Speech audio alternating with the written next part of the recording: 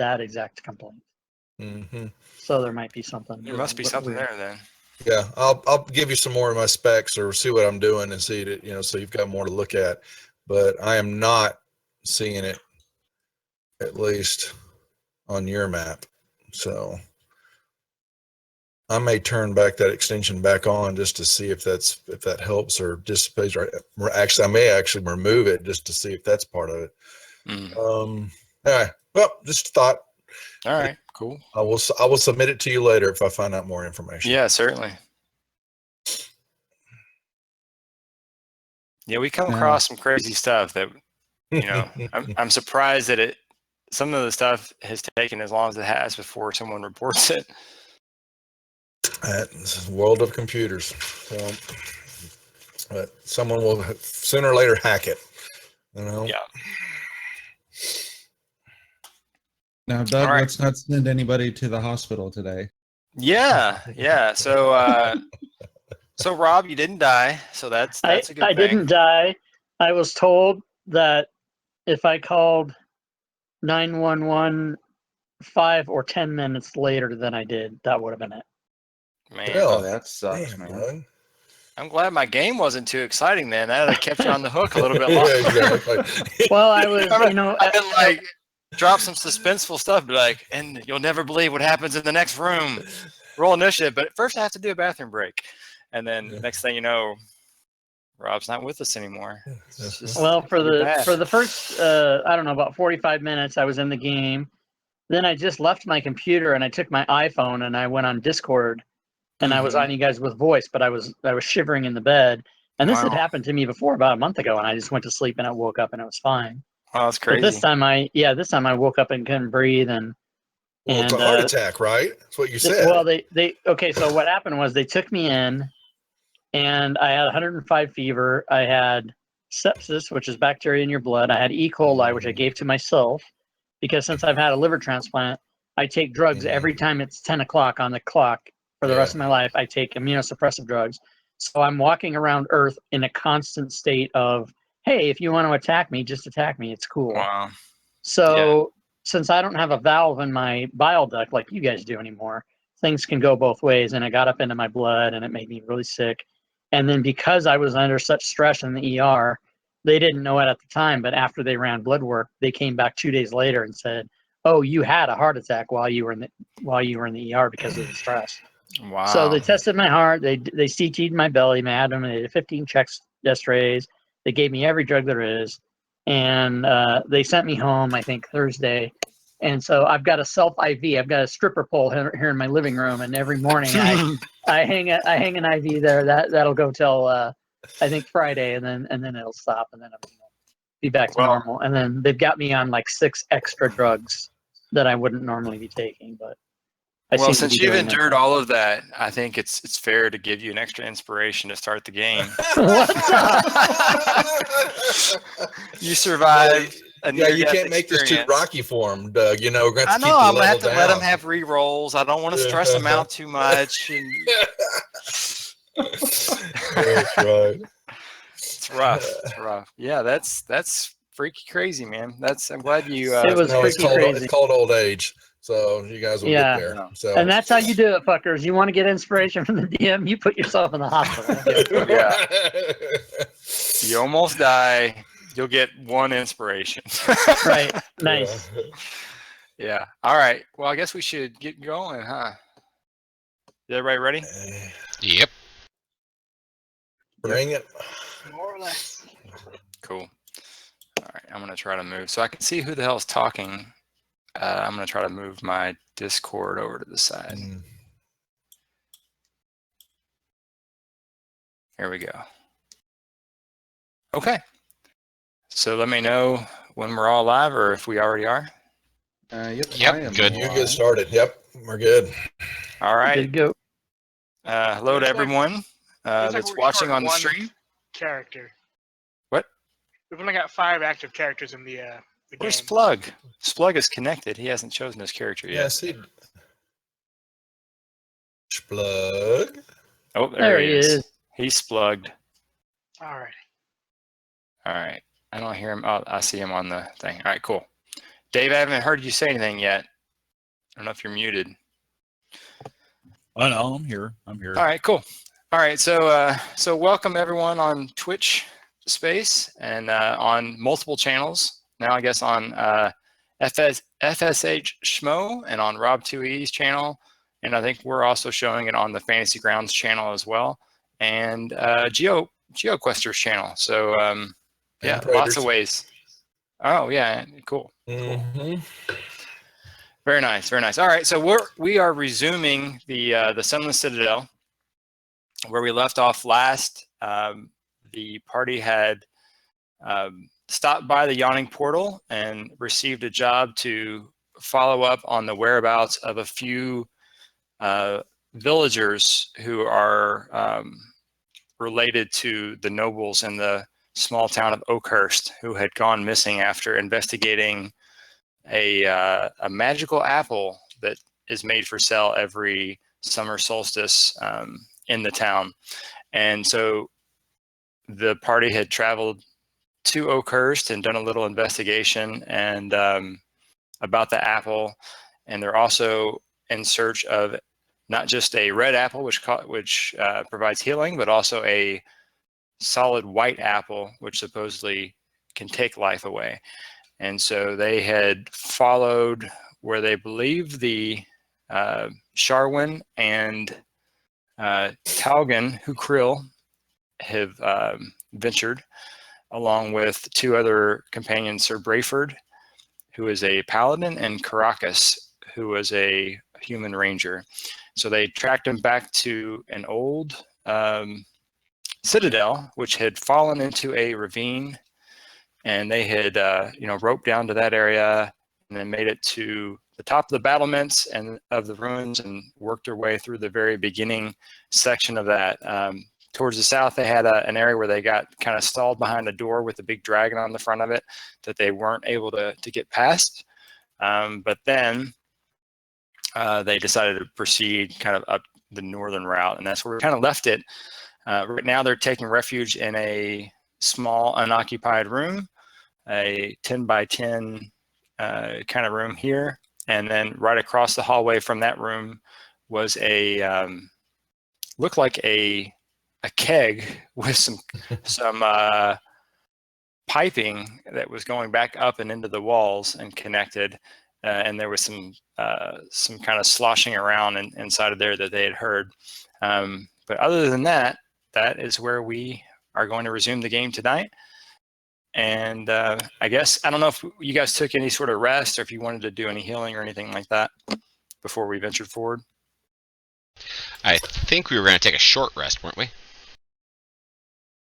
I think so. I don't recall that we did that yet, so I can go ahead and do a short rest. I don't think we did. All right. There we go. Okay, so I will kick it back over to you guys.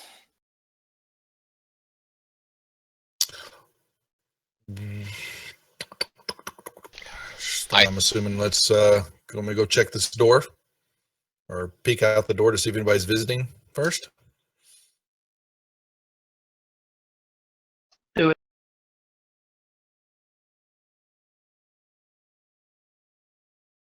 And this area of the hallway doesn't seem to be heavily traveled. There were signs of battle back earlier in that round chamber, but this area here doesn't.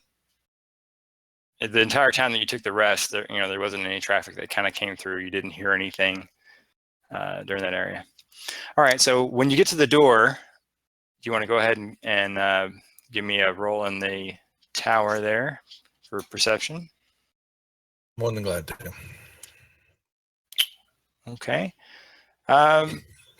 So you don't see anything, you don't see any sort of traps on the door at all, and you think you might pick up a slight sound, but it's hard to make out from behind the door.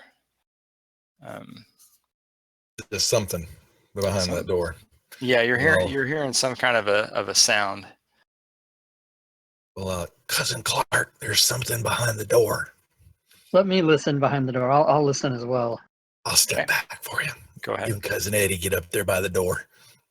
Okay, yeah. So you put your ear on as well. You You sense that the room beyond must be fairly large, but you can hear something that sounds like it's probably, maybe 10, 15 feet out. It almost sounds like crying or sobbing. Okay, I'm going to turn around and whisper to Thurbold and Treagan that I think there's someone crying inside. We should go in there. Was my perception just on the what's behind the door, or actually looking for a trap or anything on the lock? I assume that you were probably checking the lock for traps. Thank you. And I didn't find anything, apparently. No. Bros. Look clear. And once I tell those two behind me that I can see, I will open the door. Okay. Cousin Clark will bravely, or whatever sound it makes. He's filling his oats. I think someone just shat their pants. Certainly smells like someone did. All right. Nope, that's me. Sorry about that, guys.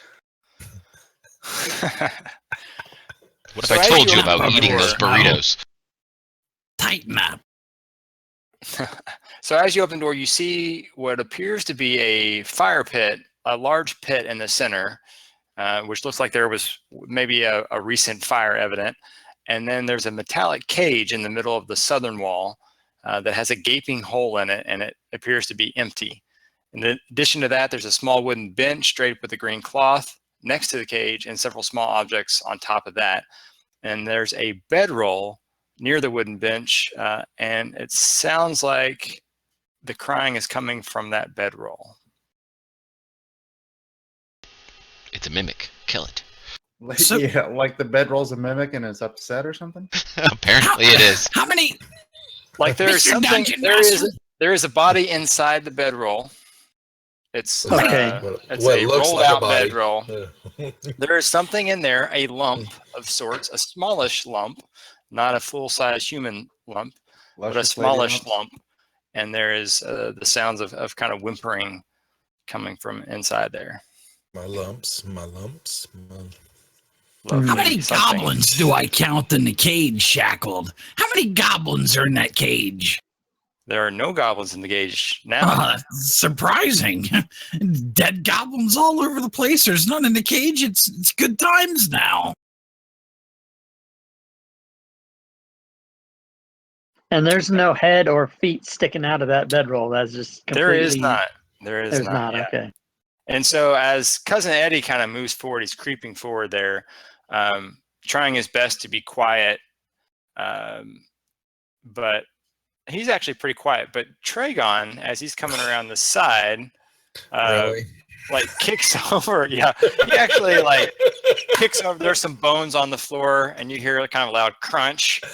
Apparently my but- role was horrible. But the the bedroll doesn't seem to change at all, and in fact, it's kind of heaving up and down a little bit, as if it's maybe like something trying to control its sobbing. Does it trying to stop its sobbing, or Yeah, like just trying to get themselves under control. Cousin, the cage there, is there like a door that's swung open, or is it just totally? Yeah. Okay. Yeah, there is a door, and it's basically right by kind of where Cousin Clark is. Cousin Eddie, hey, Clark, why don't you go in there and check that out? See if there's anything in there that's hiding. Did you say it was a door, or that the cage was just ripped open there? There's a big hole there, and it's where the door was. It's pretty much ripped open from its hinges. Okay. And in fact, Thurbold, as you kind of walk past, that's right around where the bedroll is, right, kind of up against that wall. It's that little blue thing there, and it starts to stir as you get to that point, and as you guys are talking to each other, and up from the end of the bedroll peeks a head of a small kobold, and his eyes are all bloodshot and swollen, and You're up, Vostok. and he's like still crying, and he just kind of looks up at you, and I'll show you the picture there. What do I see to my north? It looks like part of the. I can't see all the room. Is there a reason, or from where I'm? Do I need me? Yeah, now that you guys are in, there's actually a door up there on the northeast corner as well. So the kobold just kind of looks up, and he's still trying to makes a couple last sniffles as he's Meepo. pulling himself together there, and he looks around. He just kind of looks at all of you guys, and then he looks over and he sees Vostok, and he sees him, and he kind of like torts his head to the side a little bit, like he doesn't recognize him. But then he just throws himself back under the blanket and starts kind of crying again. He covers his head back up. I reach out with a hand and I put it on what I would assume would be his foot underneath the blanket, and I pat it gently. There, little one. Vostok launches himself onto the table and then scrambles over to protect his cousin. Okay. All right. So Protecting Thurbold, him from kindness? I'm showing him kindness. As you put your hand on his foot, you see the foot slide up, and the entire body just ball up, kind of away from your foot. And he says, "Leave me alone. Meepo's miserable. Meepo has abandoned by his clan. Meepo is a loser." And then he kind of goes back into crying some more. Well, there, little fella. We'll put you out of your misery. As I grab my mace out of my belt. In Draconic, I tell him, Meepo, and I pat his, I move my hand up to follow his foot. Meepo, you're not a loser. No. Please, come out from underneath the blankets. He's a goblin. He's a loser. Well, he's kobold. Not a goblin. He's kobold. He's a loser. Yeah. You're a goblin. Yeah, goblin. There you go. Come on now, Splug. So Meepo kind of like slowly pulls his head back out from the front of the blanketed bedroll, and he says, "But Meepo lost our clan's dragon, Calstrix, to the goblins." And he points over at Splug. And he says, "Don't look at me. I ain't got no dragon in my pocket." Sorry. It's too easy. Too easy. I know. I was like, no, leaving it be.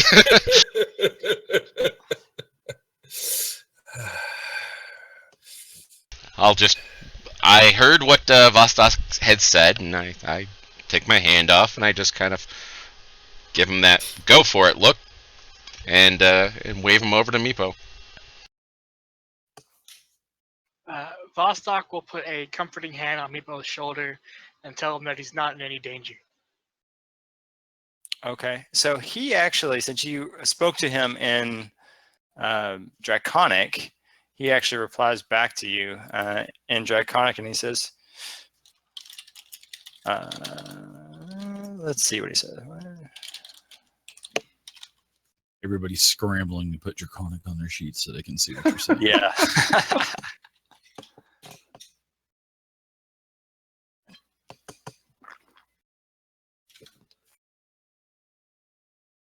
I don't know if people on the stream can see that or not, but Looks like a bunch of jibber jabber to me. They can see that font, and then if the person who's streaming has the language, they can see the translation. Otherwise, they wouldn't. Why, yes, they can see it on my stream. So if everybody wants to know what it says, go to GeoQuester. No, I won't do it. But while they're doing all the work, I'll be checking the doors out, just so I can give you rolls while we're doing that if you want in the tower. yeah, sure. Is that like an archway to the north of where Meepo and I are? Yes, that is an archway. Let me expand that out a bit. I'm gonna More. start walking up there. If Vostok is gonna talk to Meepo, I definitely want to make sure that we don't have. Of course, I'm gonna walk around that corner, get shot in the face, but I'm trying to check the doors, see if I hear anything. The usual stuff on both. And it looks like there's probably a hallway kind of going off and up down the way, and then the hallway kind of extends on. So let's see, what Thurbold is a human. I do human, have a torch okay. lit on me. Okay. So yeah, you can kind of see down into the hallway with the torchlight. You know, about to that point, you can see 2 doors, and then it kind of goes on beyond that into dim. The hallway continues on in dimness. All right, so Treagan, you check that door. It appears you don't see any traps on it or anything. Gonna listen to it also. Yep, seems quiet beyond that. Okay. It is locked from the side that you're on. Okay, good to know. While they're doing their thing, I'll move over to the other one too, just to.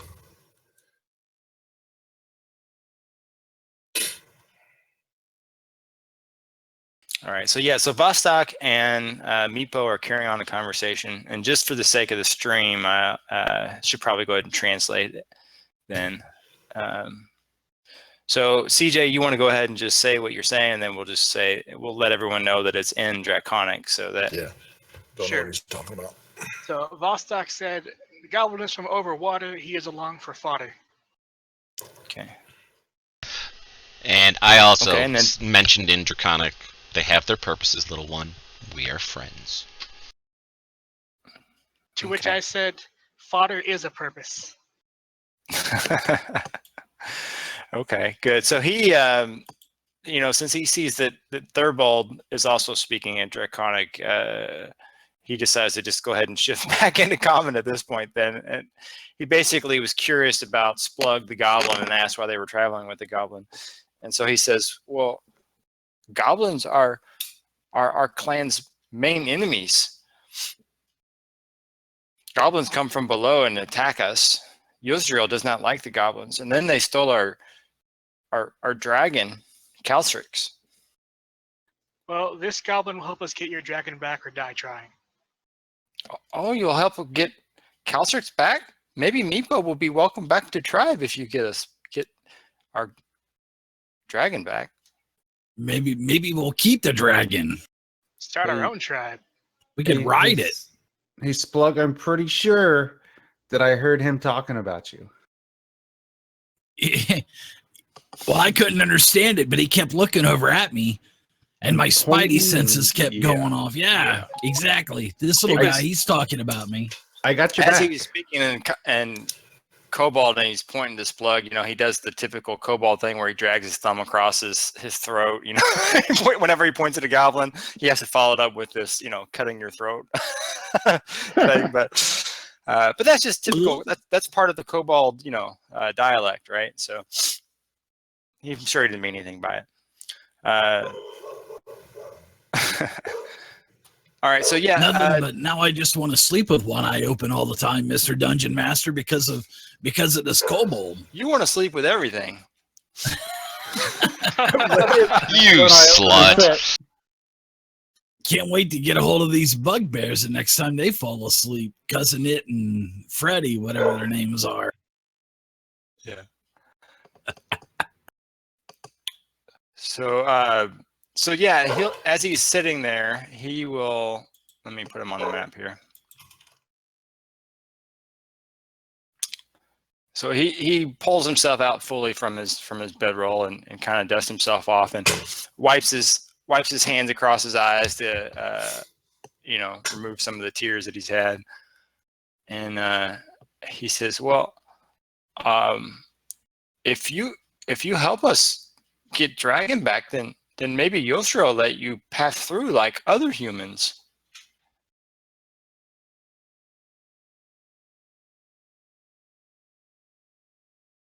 Other humans? What other humans? the metal one, and the one with the bow and the arrow, and then the boy and the girl. That sounds like who we're after. And Treagan, on that door, you actually you find a trap that was pretty easy to spot. There's a wire which is leading to a trap of some sort. Okay. If you look up, you follow the wire up, and it looks like there is a clay pot sitting kind of above the door. So if you open the door, the clay pot would fall and dump out on top of whoever's in front of the door. How high up above it? Is it above the door? How many feet? It's pretty much hanging almost right on the ledge of the door sill or whatever, which is probably seemed pretty high for a kobold. For a kobold. Who's the tallest one in our group? That'd be one of the Any of bugbears, bugbears could probably. walk up to it and just grab it. That's what I'm thinking. To pull that thing down gently, kind of. Yeah, Clark or Eddie, whisper to them, come over here and pull that pot off. All right, so Clark will go lift the pot off. Okay. Set Give it me down on the ground. Give me a dex check just to make sure that, I mean, it's pretty much you can just kind of grab it off, but just to make sure that you don't get it caught in the wire when you go to yank it off.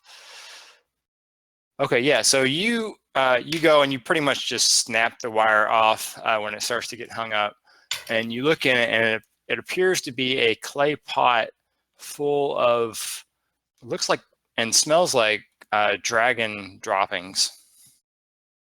Ew. Tasty. Yeah, we're gonna set that over in the corner over here, just for now. What was in it? I'm sorry. Dragon droppings. Dragon poop. You know what? Cousin Eddie's gonna. Hey, Clark, go ahead and give that to me. I think I can probably come up with something for it.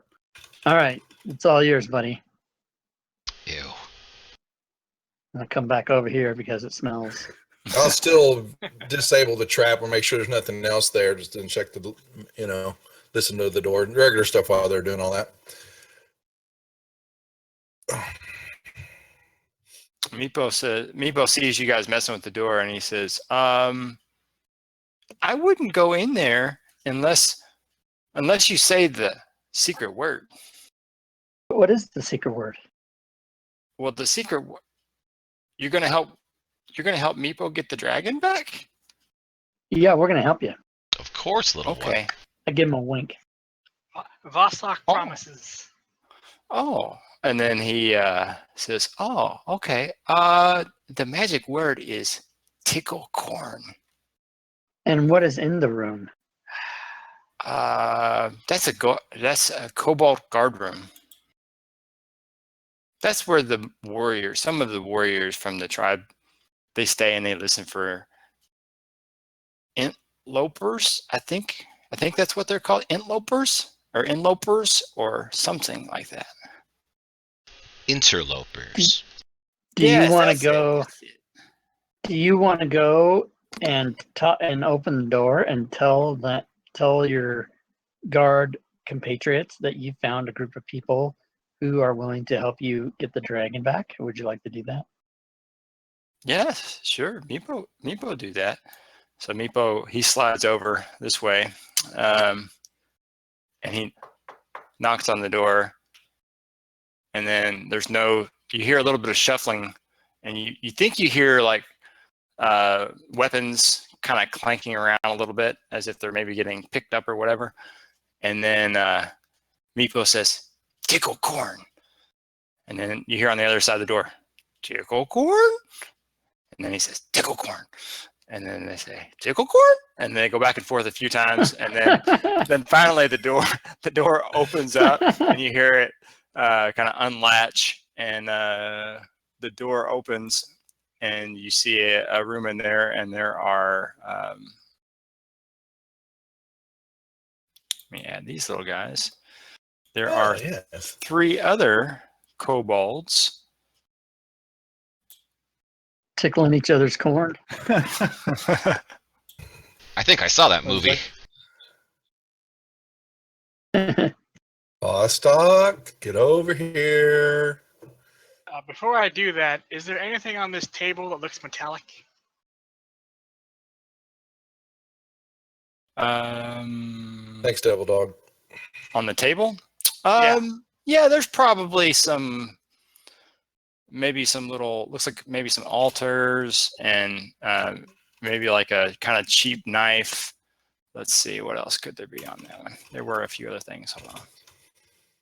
Let me put my little dudes here.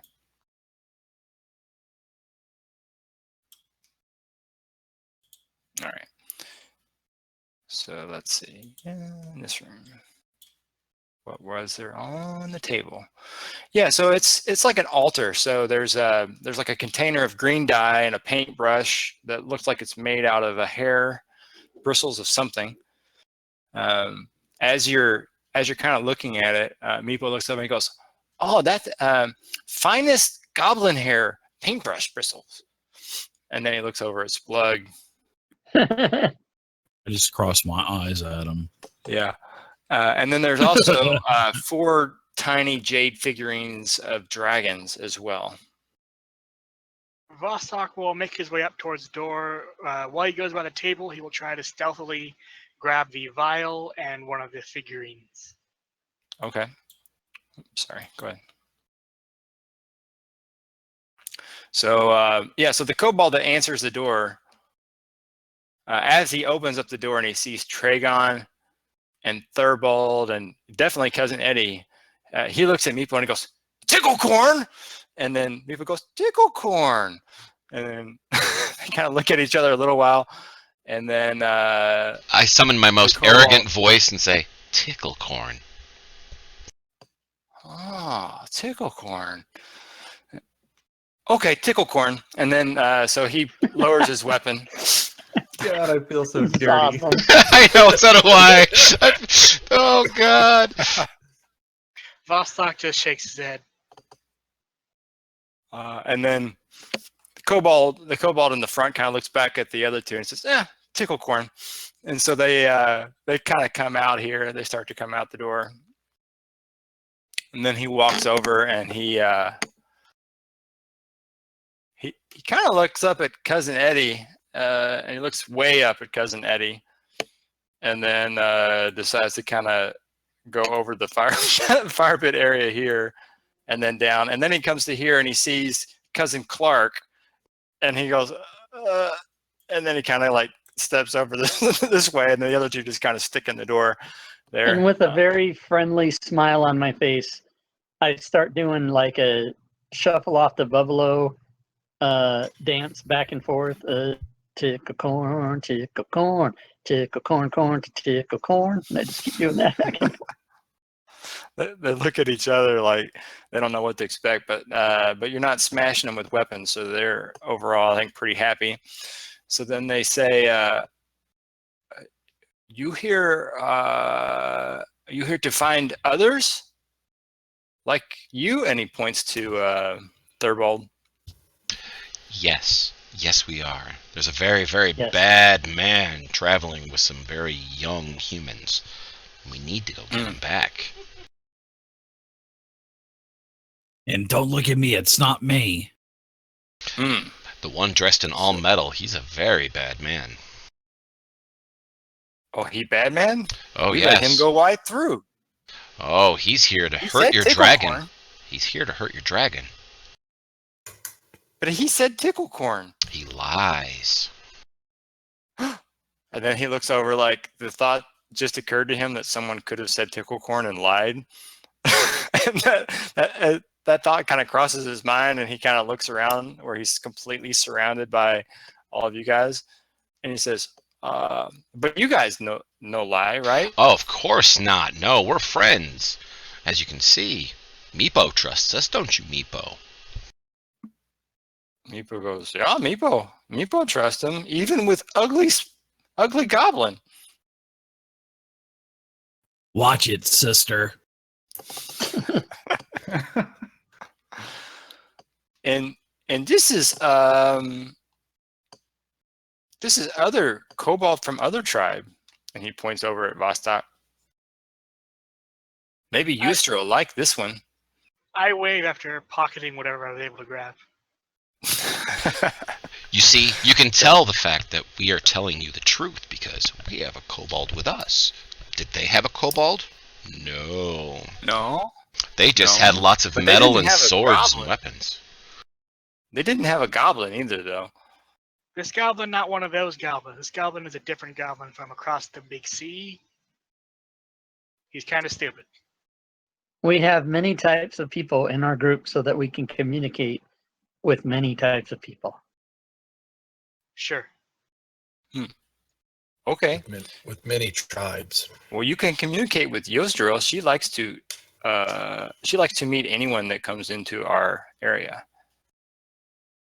But Oh, you have to dude. be on best behavior near Yosdril. Oh, of course. Understood. I'm looking at Meepo. What's down the hallway here? Well, that's just part of our rest of our May I- home. May I go look? Well, Tickle corn, it's- tickle corn, tickle corn, corn. Would you rather take us I think we to could. I won't touch anything. the fair lady? Hey, lady. Yeah, we should probably show you guys to Yosdril. If you follow, Meepo can show you. Okay. Very good. So Meepo comes down this way, and he kind of comes down to the hallway and says, Yosdril up this way. And then he says, don't go to any, he kind of points to the door down the hallway on the north edge, right, kind of right there. And he points to that door. He goes, nothing in there. And he looks over at Splug, and he says, nothing worth seeing in there. Gonna pretend I didn't see that. And then the other kobolds, they decide to follow behind you here as well. Eddie's gonna go to that door and try to open it. I'm going to try to pull Eddie back. I'm Let's going not- to let's contest not that, so do let's that. do some strength checks. Let's not do that. The door appears to be locked.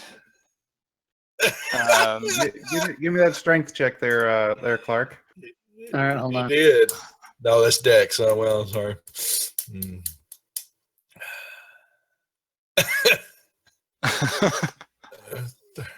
That's all I can do is just. bitches. Oh, it slaps his Get hand back in down. line, bitch.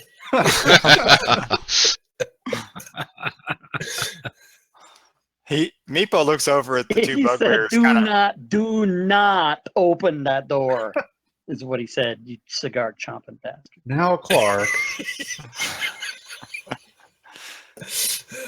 So he looks at the two bugbears and he says, "Oh, bugbears act just like kobolds, but bigger." Yeah, and so get ready more for or some less. more, probably. And just the minis fleas, too. Okay, follow Meepo, and then he goes up this way. I cough and say, I think we could take him. Get those. Oh, I was going to say, have them go head on up that hallway. I want to kind of amble like I'm seeing if I can get them to go ahead of me. No, apparently not. He's going to run down the hallway, isn't he? This one goes down the hallway here, and he knocks on this door, and then you hear him say, "Tickle corn," and then you hear something from the inside that sounds a lot like tickle corn. And then the door opens up, and you see another kobold peek his head out and look around, and then they go back and forth, and they point over to you, and you hear them tickle corn, tickle corn, tickle corn. Yeah, back and forth a little bit. And then a couple more kobolds come out from there. Oh, awesome. I wonder what the significance of having to say it 16 times is. This episode sponsored Yeah. by the Ohio That's Corn that's Contingent. yeah. Yeah, well, you can tell when they say it in a questioning manner, and then they say it in an emphatic, so they're going back and forth there. And then as Meepo's walking, Meepo is yelling out, "Tickle corn, tickle corn, tickle corn, tickle corn," and then you hear, as he gets to this point, insight on this. Is there any ability to check to see if we can decipher what that means? It's kind of like the Game of Thrones shame. Sure. Hodor, Hodor. Tickle Exactly. corn. Is there a way Tickle corn. to see? Is that a roll you want from any? Uh-oh. Uh-oh. Okay. Oh, man. I think they're So setting do us up, boys. knowledge, like a knowledge Apparently roll. not. Oh, inside. Okay. Never mind. It's fine. Never mind. It sounds like tickle corn to me. So these two, they kind of stand at attention as they watch you go by, but they just back up to here. As you guys go this way, the one that was kind of with you originally goes to there, and then the other two kobolds come out from this other room, and We just opened up the hornet's nest, boys. And so they come out and they stand next to that door that he said don't go into. So there's a couple more kind of standing in that area. But Meepo says, "Oh, this way." And then he keeps going down the hallway and he's tickle corn, tickle corn. Thurbold.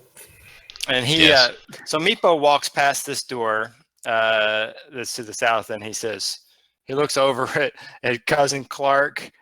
And he says, and he goes, "Yeah, don't go in that room." I blocked this room.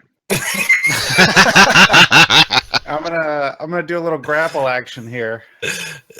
Okay. Oh my lord, it's good. Boys, please, boys. So that's an athletics from me.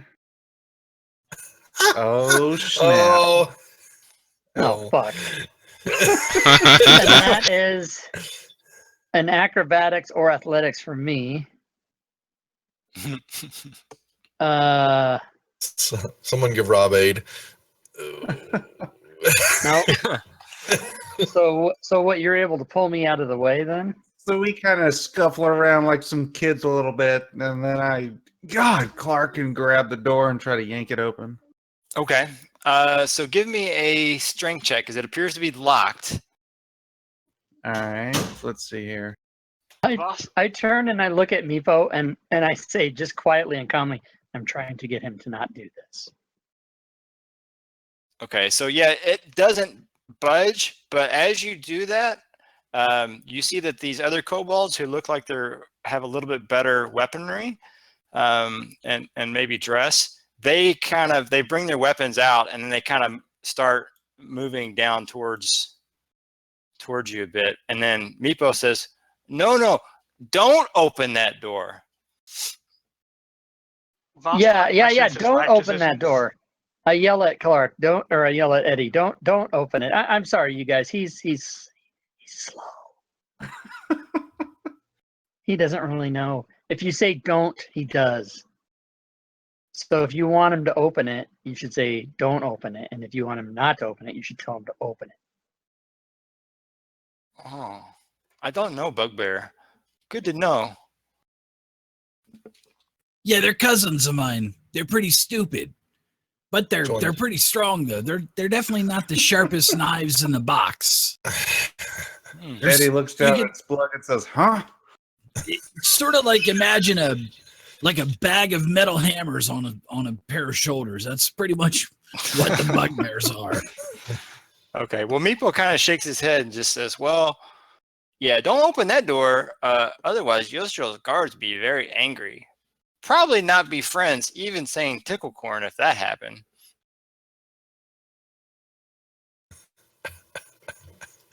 Yes. And so he moves on the kettle black. There. Yeah, he moves down the hallway here. So this whole area here is basically has a double row of kind of relief carved marble columns, and then there's worn carvings that depict entwining dragons. on them. That's hard to say. Entwining wagons, especially after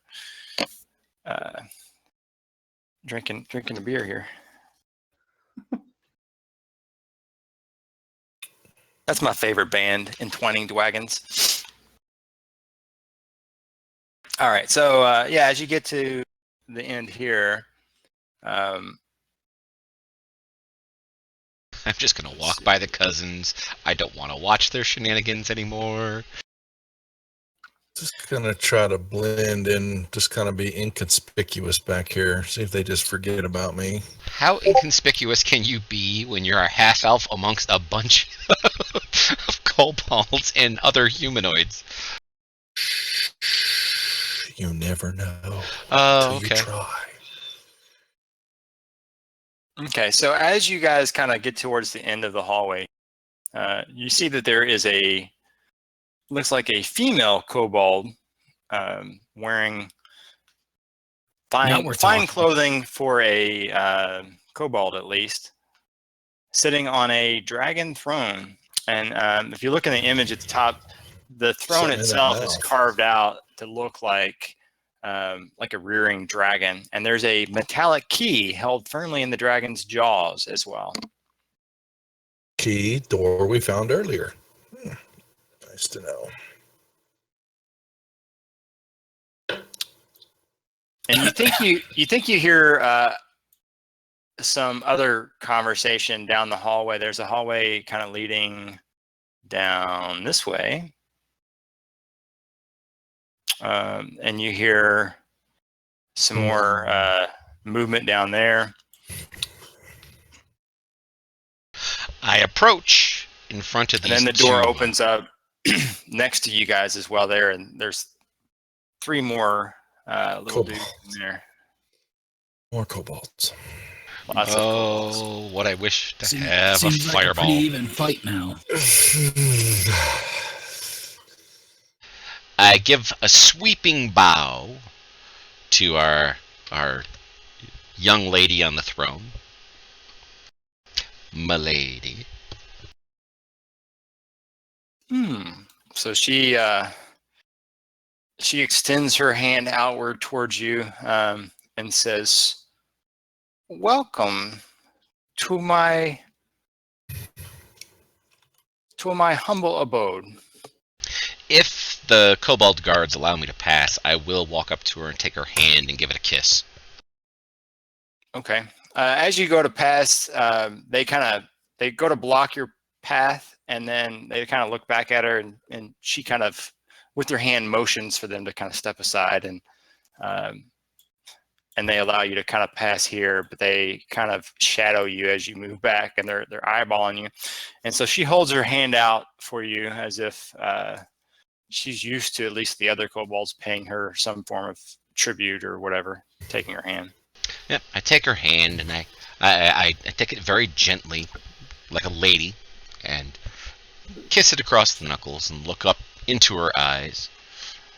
We hear that you have problems with missing a dragon. The goblin stole one from you.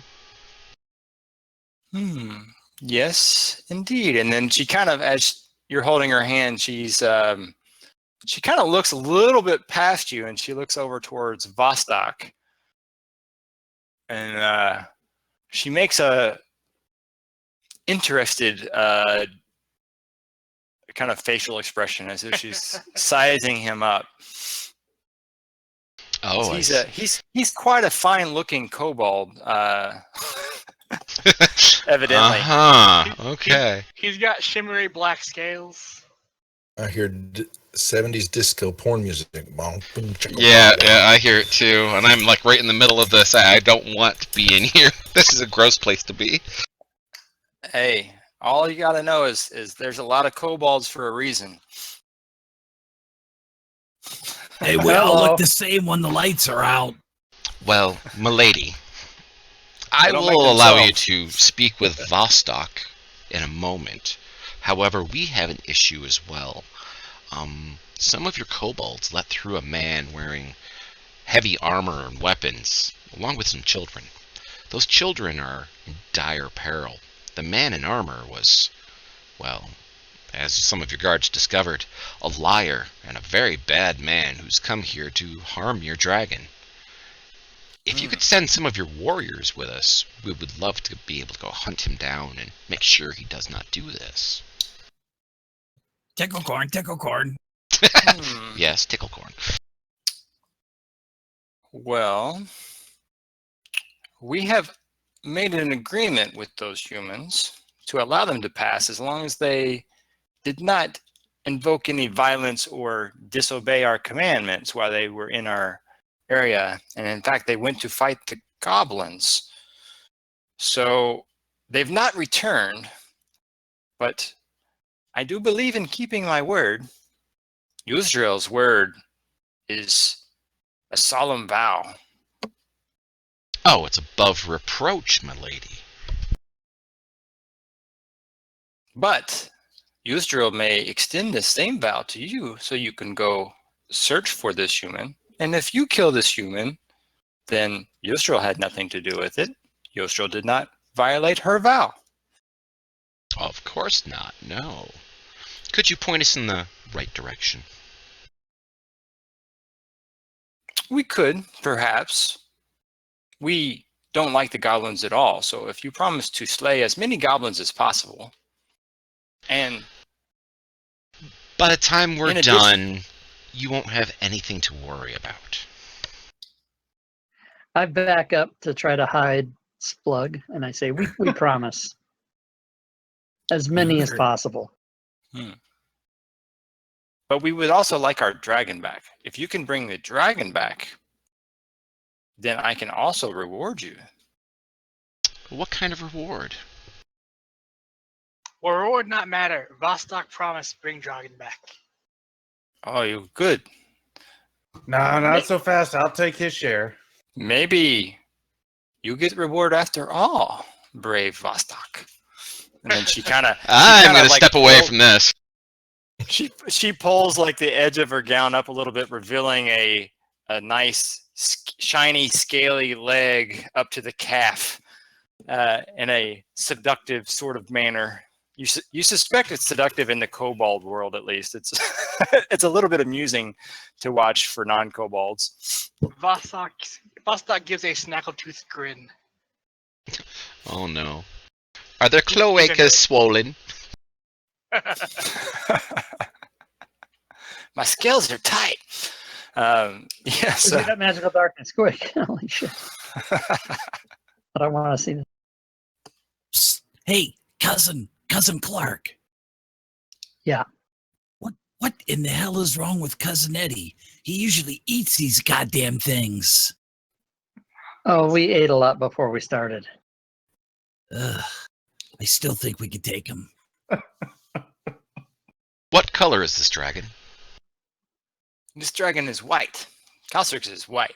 And since kobolds are heirs to the dragons, I am the mightiest of my people, and they worship me, especially when I have control of a dragon, who may once be as powerful as the dragon this place was built to worship. A Shardalon. Is this a spawn of a Shardalon? Maybe. It could be. We must study this dragon further as it grows. How big is this dragon? This dragon is very large, monstrous. About half the size of him, and he points to the bugbear. Oh, that is a very large dragon. I turn, I look at the cousins and Splug and roll my eyes.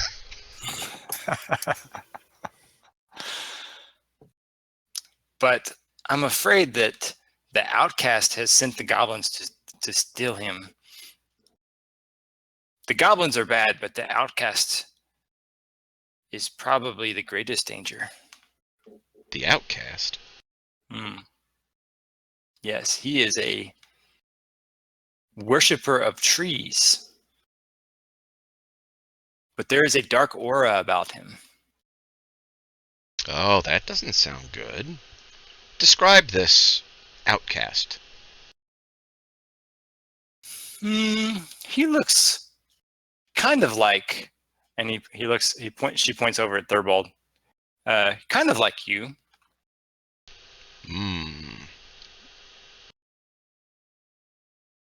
Well then, milady, we will make sure to take care of this outcast along with everything else here for you.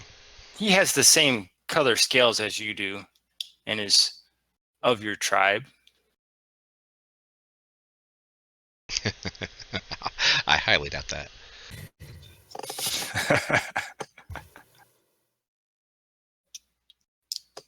Then she looks over at Vostok. She says, they all kind of look the same to me. Yeah, it happens. That's racist.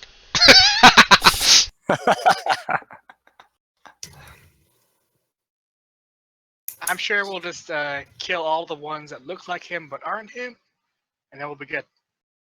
Like Thurbold, I mean. Very good. So Meepo can show you the way. All right. Lead on, Meepo. Okay, so Meepo bows to Yosdrel and says, Meepo make you proud. Meepo find his way back to good graces of great leader Yosdrel. And he says, follow me. Bows and says, we thank you for your kindness, my lady. She kind of nods her head and says, I look forward to dealing more with you when you return. Vostok bows and winks. Okay. Yeah, so Meepo kind of heads back down to the south.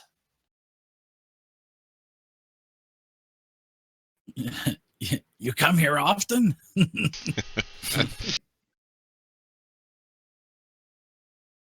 And our rogue goes off and starts looking at doors. Isn't that wonderful? I'm just sitting here in the back, but I'm seeing y'all move along, so they hoping they weren't paying attention to me, but apparently they were. Yeah, there was a couple of them kind of camped back there. Yes, I noticed that. Yes, I noticed that.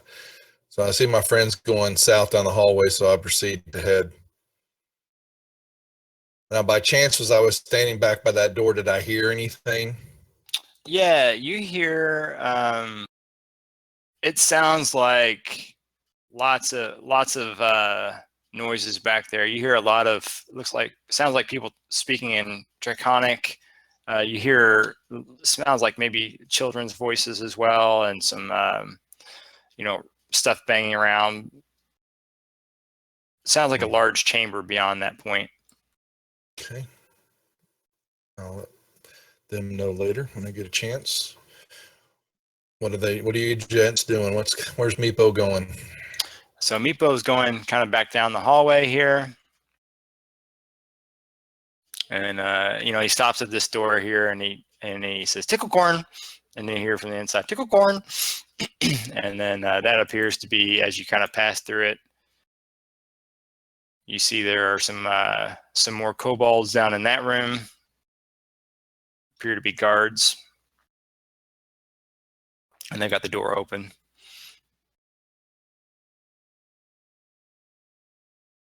And he just kind of keeps going up through here. Clark, as he kind of passes by this door, gives it another tug. Okay. You can give me a strength check if you want. It was locked, Eddie, but Eddie, get your brother. Eddie, your brother. So it doesn't budge. The lock is He's not my brother. He's my stupid cousin. I kind of flip Clark the bird when he looks back. Brothers, I thought they were the same in your clan. Sorry. brothers and cousins, cousin brother. All the same.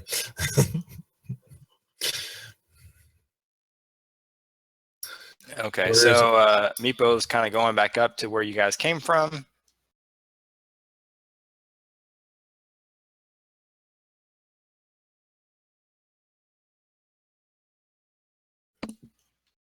And he opens this doorway.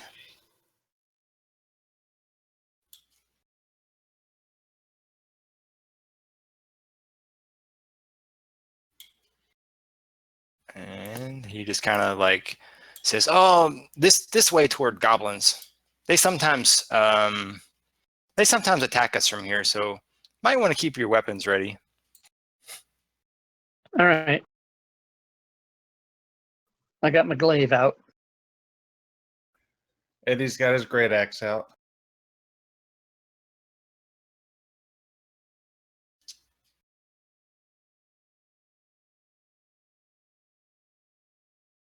Eddie sees the look on Clark's face and knows things are about to get serious. Either that or it's bad case of gas, which is still serious. Okay, so Meepo goes through this one. This chamber seems to have like lots of rat droppings on the floor, kind of crumbled flagstones and stains. And as he peeks around, he says, keep eye open for rats. Sometimes rats attack people from here.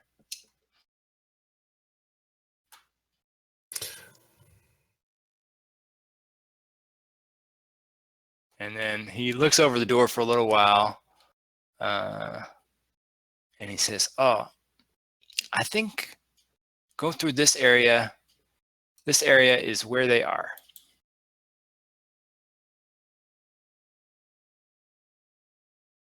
Everybody ready? Sure. He's opened the door, not opened that door yet. He looks like, as he gets to this point, he says, maybe you open this door. Hey, Eddie, open this door. Eddie will walk up and open the door. No, don't open that door, Eddie. Don't open that door. He scoots over to the side a little bit farther. He says, goblins are tricky. Do I need a strength check or anything? Hey, you want me to check it first, Eddie? Too late.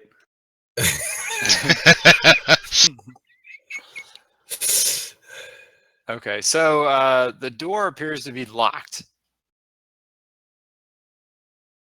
I'll say to Meepo, From the the door's locked. Well, goblins don't want us coming into their place. We have Elf do it. Knock on the door. Knock on the door? You want me Yeah. to try to pick it? Oh, yeah, pick it then, sure. Okay, so as you get ready to knock on it, Meepo goes, tickle corn doesn't work for goblins. That's good to know, Meepo. 1 second. Have you given him enough drinks yet?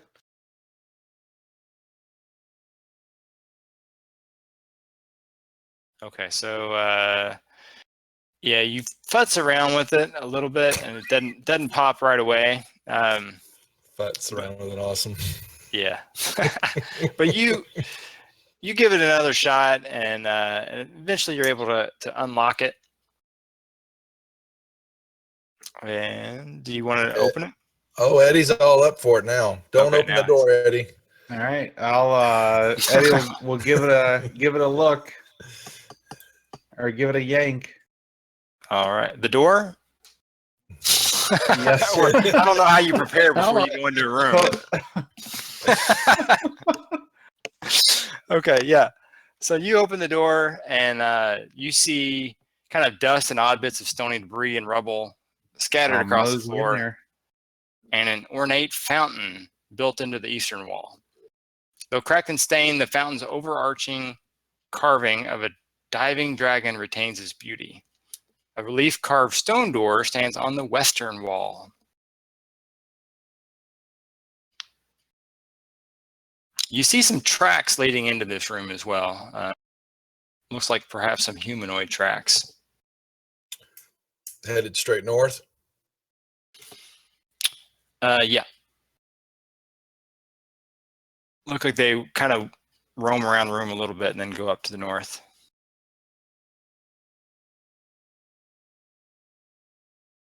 Vostok gazes reverently at the dragon. Okay, let's see.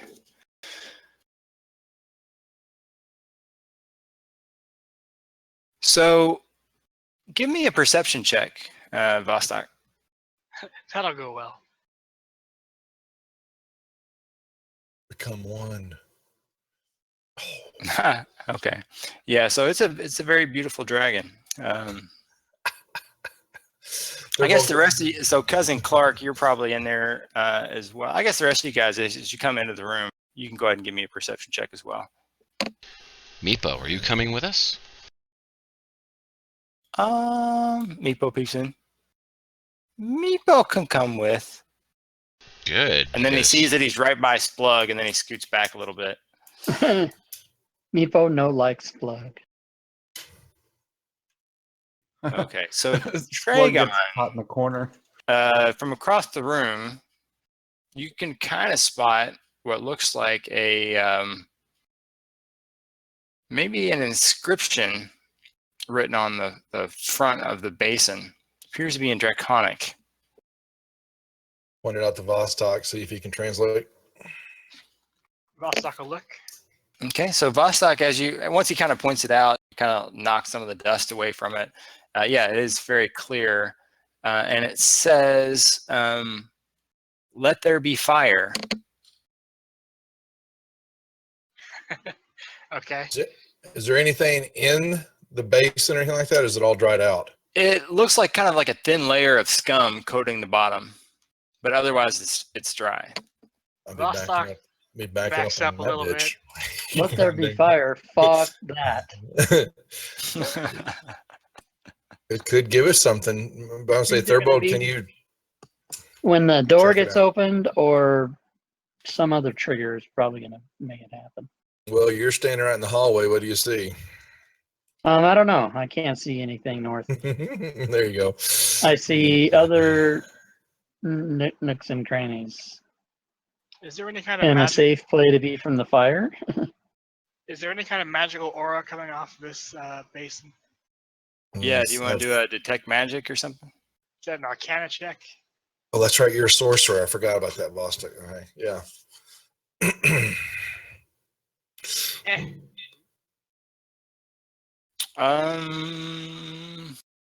You don't. I mean, you can't sense any like aura directly, but you would probably know you'd need to probably run like a detect magic in order to determine if there was one. Okay. Ignore that. Can you scratch the word not between there and be? So that it says, let there not be fire? No. What's at the door? Okay, so this door here, where Treagan is, it's kind of it's got a relief carving on it. Let's see if it is. It shows a skeletal. It shows like skeletal dragons on it. There's an inscription on it as well, which says, "Rebuke the dead, open the way." Rebuke the dead, open the way.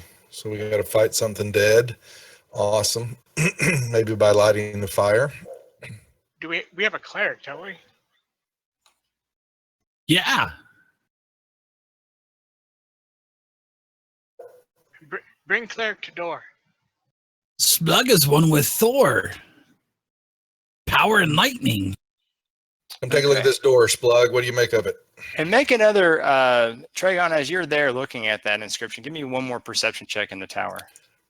I'll be more than glad to. Come on, baby. Do I have DM? Okay, dice so for it? before Splug moves up to that spot and he's getting ready to do something with the door, you actually see at vantage point, you notice a slit in the ceiling right above the doorway, and you catch a little glint of something metallic that's reflecting the light of the torch, and you believe that to be Arrow. a giant blade, like a scythe, that it would probably swing down if the door opens. Pull Splug back. And miss Splug because I'm so short, Mr. Dungeon Master, or what? You'd be a little shorter, perhaps, but or Well, that splitting headache. yeah, that top of your cap might get cut off. Point it out to him. You think that you could And- probably disable it if you were to hammer in a spike or something like that? Oh, you're can just I in luck. reach- I got a how whole tall- bag of Yeah, them.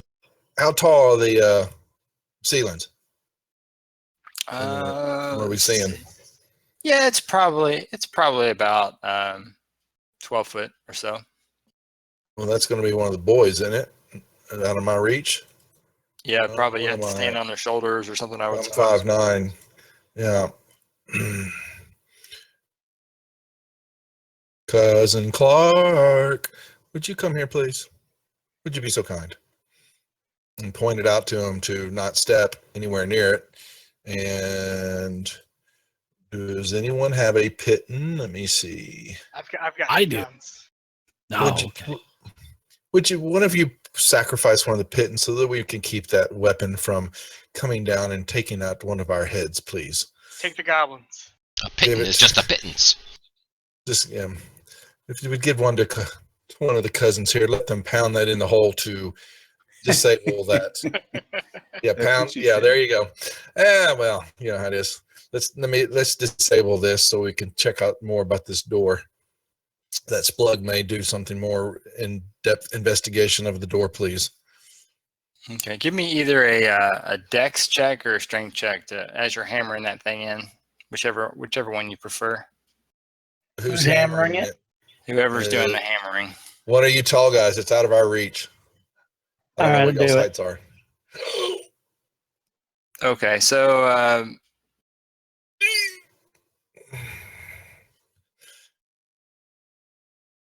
okay, so yeah, you hammer it in, and the spike stays up there, and you're like, okay, yep, appears to be good. I will hammer it in further just to make sure. Okay. Meepo, it's safe to come into this room. You can come over here and stand by me. Okay. And he Can walks I see over. if there's a by mechanism on you. the door that And he triggers goes, that? "Oh, I never saw that before. Let there be fire." And as he says that phrase in Draconic, Ah, shit. And I was safely out of the room, too. Motherfucker. so as he says that, the fountain, the eyes on the dragon glow bright red, and then a reddish liquid begins to well out from the dragon's mouth and starts to accumulate into the basin. Don't we need Oh, our fuck, I sound? run. We need our sounds. You know? Yeah. Where are If- they? if- Oh, gosh. turn down. Yeah. If that's a slow build, I'm out of that room. It's okay. So what? Say that again. There's liquid coming out of the dragon's mouth into the And basin. pouring into the basin, yeah. It's It's red. a reddish liquid. Is it glowing or just red? It is. It's got. It looks somewhat unnatural. Would an Arcana Mr. check Dungeon be Master? used here? So it's Is not it a- lava. Sure. Does Is it anybody blood got red? ability to determine what that is? Yeah, give me Blood an red or Arcana. lava red? Sorry. I like it that I'm the only one that took off and everyone else is pushing their glasses up their nose. Let's check into it. Let's look and see what's happening. Well, that is what my job is, Cousin Clark, cousin Eddie, whichever cousin you are. You look the same. I'm the cousin that doesn't want to fuck with any oozing shit out of the wall. That's which one I am. Okay, so it doesn't. You're thinking that you don't recall any stories during your studies of magic and that sort of stuff that you're a sorcerer at least, but you don't recall any sort of explosive red liquids that match that description, but you're not exactly sure what it is, but you suspect it might be a potion of some sort. Interesting. You got an empty bottle on you? I cannot determine exactly what this liquid would be. I don't do know not what it is. need to Okay. study it later on, so therefore I will bypass studying it now.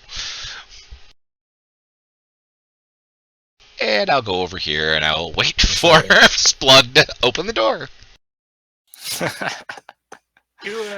Vostok says to do his undead thingy at the door. His undead thingy. What spells that? It's like turning undead. Or is that level 2? You get that. It's level. Oh, Yeah, he's I don't gonna think you have assume it that yet. he's gonna assume that Splug has it. Yeah, you get channel divinity at level 2. as a Two. cleric. Yeah. You get your archetype at level 1, but Is there anything that you've been able to detect from that door there, Splug, of what that may mean? well, Mr. Dungeon Master, can you give me a little bit of detail of everything that I see on the door before I start rolling ones? Yeah, so basically the door itself just has some skeletal dragons carved into it. And then there's an inscription that is very, very clearly kind of chiseled into the door that just reads, "Rebuke the dead, open the way." The air kind of near the door does appear noticeably cooler as well. Are you touching the door at all?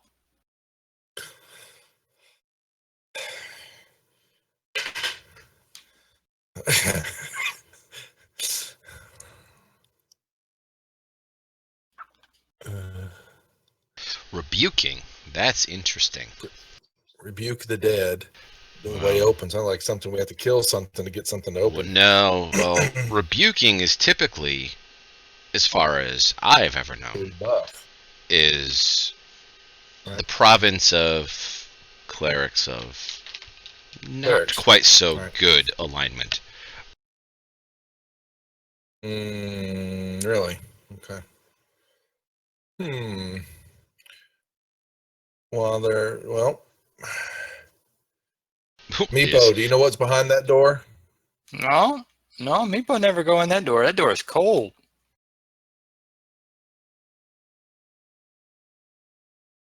Meepo don't like cold. Meepo like warm stuff. Like, let there be fire. And he says it again. And he looks back over and he goes, "Oh, dragon no longer pouring." Vostok's gonna make his way out of the room now. Well, I may have stood it. One if it just stopped it from pouring. I don't say anything to Meepo. Damn it! I don't want him to. Meepo, come here. Come out of the room. Here, Meepo. Here, come on. Meepo, yeah. Good Meepo. Meepo Good go Meepo. this way. And he gets to the edge of the thing and he goes, "Let there be fire." And draconic again. Does it start pouring? But it does not. It does Okay. not. So I take it you He's guys don't disappointed. trust me opening this door, huh? Everybody leaving the room here? I'm willing to stay behind. You're I'm between willing to watch cold it. and possibly hot. You've got cold on one side and hot on another. Which one wins? I think it's fine, guys. It's fine. And then I open the door. Okay. Oh, So yeah, fudge. you go to It's grab okay, the door, guys. and the door itself is unnaturally cold, but it appears to be secured, almost as if by magic. Oh, it's like I can't open it up. It reminds you a lot of the other door that seemed to be secured through magic. Mm-hmm. And don't forget, there was a key in the dragon's mouth on her throne. I dip an unlit torch into the red liquid, soaking the torch with the red liquid. Okay. And then I told you it was okay, guys. I will come over and I'll hand it to Splug with a shrug. I'm not drinking that stuff. No, smear it on the door. Is there a keyhole in the door? There does not appear to be a keyhole at all.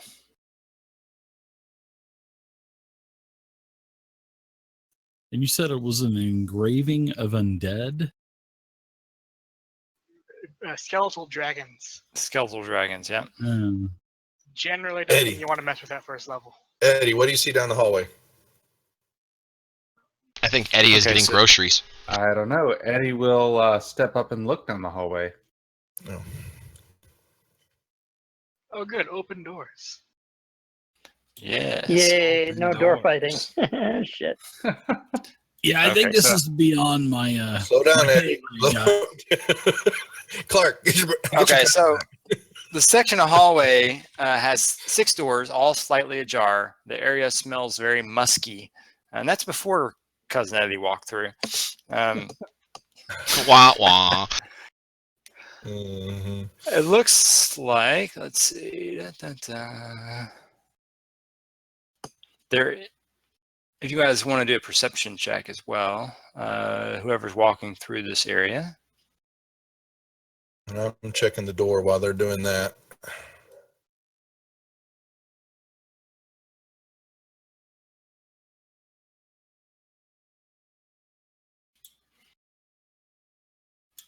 Actually, let me.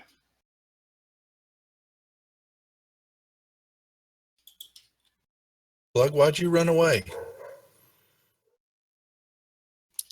I'm gonna remove the kobolds real quick. Awesome. So he can make room for others. Awesome.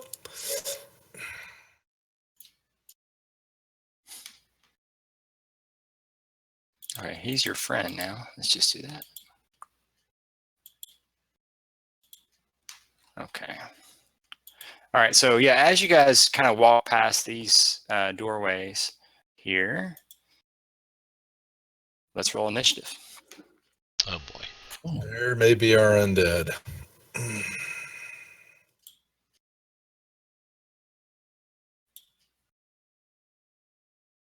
Actually, I'm gonna get rid of them again. Hold on.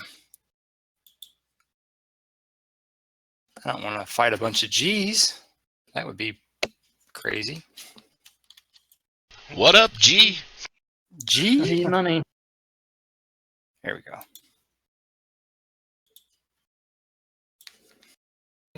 Rats. Ratatouille's. Ratamise.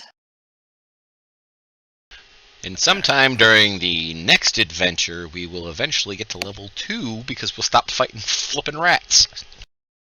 Yeah. All right. So, yeah. So, Cousin Eddie, as you walk past, you hear some skittering in the rooms, kind of that you just passed by, and you can call that out if you want. I will holler back to Clark and be like, Clark, is that you? It's me and some other things. I hear other things. Kill everything.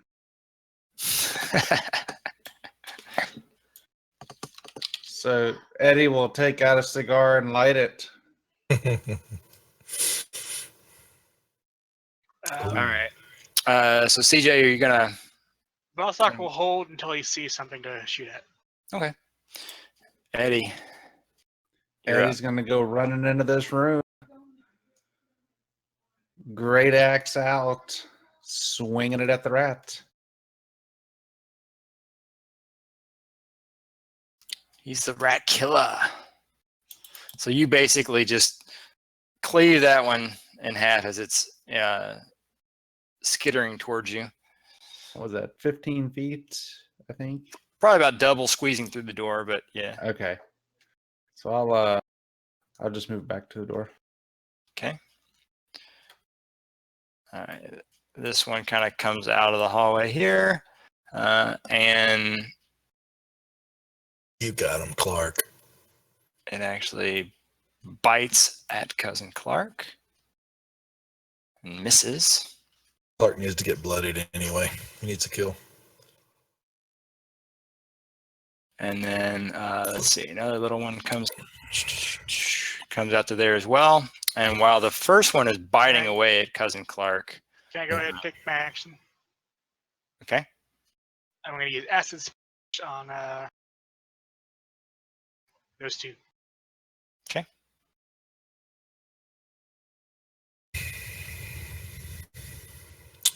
they Nice. failed. Mm-hmm. All right, so you splash them both with acid, and they squeal out, and their little rat high-pitched voices. But this one, it launches furiously at Cousin Clark there, getting advantage because it's got pack tactics as the other ones are next to it there. Rat Pack Tactics. That's Rat Dean Pack Martin, Sammy Tactics. Davis Jr., those guys. And it takes a bite out of Cousin Clark's ankle there. 5. What a bunch of... All right, my turn. That rat's name is Rat the Knife. Sorry. Oh God, no! Yes, David, yes. I'm going to attack the one that attacked me with my Jerry Lewis weapon known as the glaive, everybody. And Oh, it's gonna be one of those nights. We'll be here all night, everybody. Yeah. All right, Thurbold, you're up. And my follower count is dropping rapidly. I just lost all my viewers. I went from 16 to 0, yeah. I will go ahead and approach the door with my lit torch. All the kids are like, Oh, you lit who's that Jerry thing? Lewis? Who's Frank That's Sinatra? right. Oh, Yeah. did you like that? My torch is still lit. I did not light the other one. I handed that one off that to you dipped in the Splug, who thing? just kind of like looked at Okay. me like, I'm not gonna take that shit. I'm not taking that. But I'm gonna take my lit Okay. torch and I'm going to walk up to the door. I'm gonna smear the torch I dipped on the door, and then I'm gonna light it. Okay. Okay. Oh, And then I'm probably All gonna right, step so away as it let's- explodes and knocks me into everything. fire in the hole.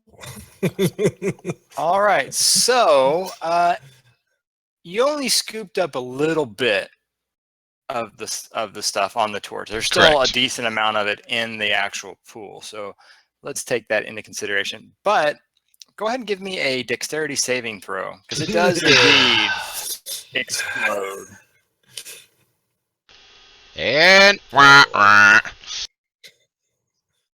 Okay, so let's say it's only going to do it is 3 points of fire damage in the area where you're at, that you get kind of caught with as well. Oh goody. I thought Doug was going to say, it's only going to do every dice worth of damage in my bag. But So so you're up to 6 on your. No, I'm up to 3. I already added it to Oh, myself. you already had it. Okay. Yep. All right. Ouch. And after having seen that, Mm-hmm. you suspect that the way it reacted is probably a potion of fire breath that you could use that with, Oh goody. if you were able to scoop it up into a bottle. Excellent. Thank you. Splug's going to move up, and I'm going to grab a hold of I'm gonna put that in Of your my, party sheet. Well, no, I'll wait till you guys symbol. decide to. And I'm going to make a giant rat number 1 do a saving throw from Sacred Flame as I call down from Thor to aid me with my with the battle that I'm in. And it looks like the rat Thor has failed. responded. Yeah, You fucking he's tough little rats, one. Yeah, he is. sort of. Tis but a scratch. Rat scratch fever. All right. Okay, I had rolled earlier. I wasn't sure if you caught it. I was doing a check on the door itself. I can roll it again if you need to. I threw something in the tower earlier, but I shouldn't have done it until you asked. But welcome to impatient players. Well, let's see. What was the roll? Let's see if I can find it. 14? Okay, yep. That's what it was. Okay. So, yeah, that's a...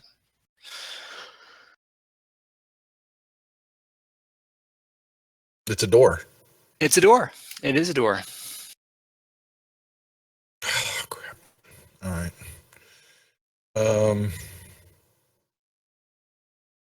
Anything else I notice or feel anything about the? I don't. No, never mind. All right. So I'll just slide over here, and which one looks? Oh, they look about the same. Fine. Hello, rat number 1. Bye Rat bye, number one's rat. getting all the aggro. Bye bye, rat number one.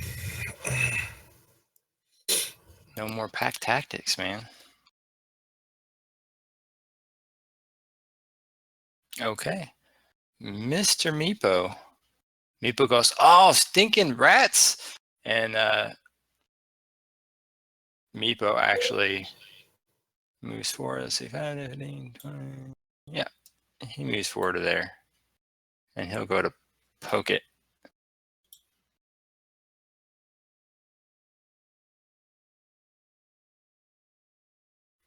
And he gets advantage because he has pack tactics. Yay, Meepo. Nicely done, Meepo. Good little boy. Thank you, my good friend. Meepo don't like rats. Clark don't like rats either. I bet you think they're tasty, aren't they, Meepo? Yeah. Rats over fire, or if Calstrix freezes them, then we save them for a long time. Who? Meepo's dragon. Okay. He freezes things. Is that what you're saying? Mm-hmm. He's a white Yeah, dragon. you don't want to get hit with Calstrix. Did breath. we It did we hurts know really that? bad. Maybe I missed that he was a Yeah, white dragon. The queen mentioned Okay. it, I think. Thank you.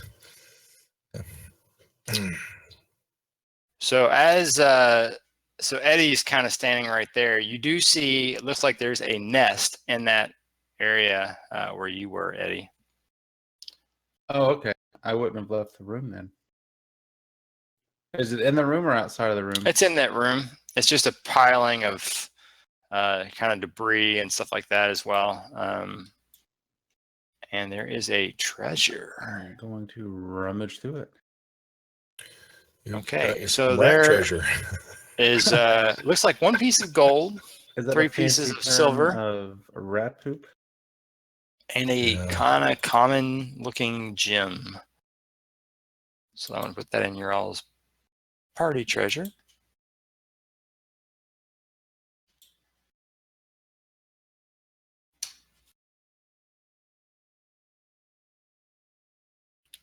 There you go. And then do you guys want to do anything with the liquid in the dry fountain below?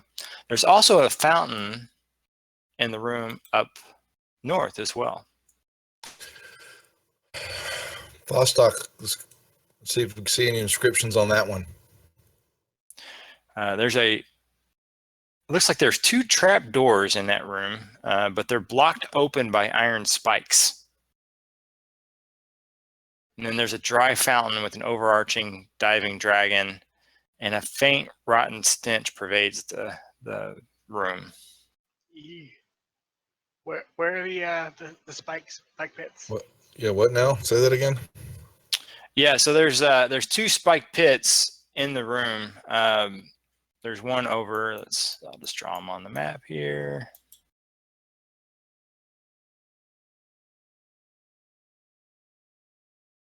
There's like one there. And there's like one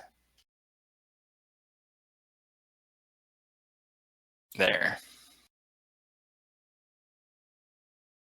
They look like they've sprung, or they're in the ground. Yeah, somebody has disabled them and spiked them open. Well, that definitely wouldn't be the goblins. They wouldn't have spiked open their own traps. That must And be did they the get 'em people we're all? looking for. Vostok will carefully pick his way forward towards the fountain. Okay. Poke the ground until you find all of them. Mm-hmm. Yeah, he like taps his foot over each square. Give me a perception check in the tower. You found one. Wah, wah. Okay. Yeah, you don't see anything unusual. Ha ha ha. I'm sorry. Yeah. Can I see an inscription from here? It looks like there could be, but you're probably gonna have to dust it off. Alrighty.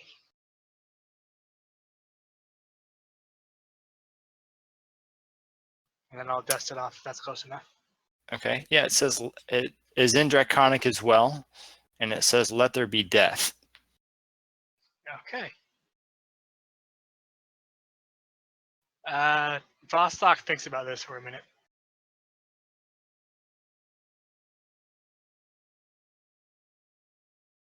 He'll go ahead and say it. Okay.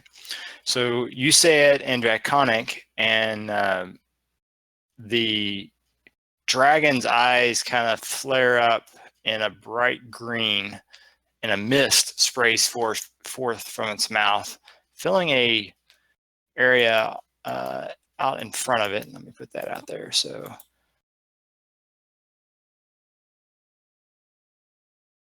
filling kind of this whole area here with a green mist. I say it again immediately. Okay, so yeah, let's try old Vostok here. Where are you? Oh yeah, you're at the top of the list. All right, so I'll let you roll your own. I'll let you roll your own saving throw. Go ahead and roll your own. Yeah. Roll better. Okay, cool.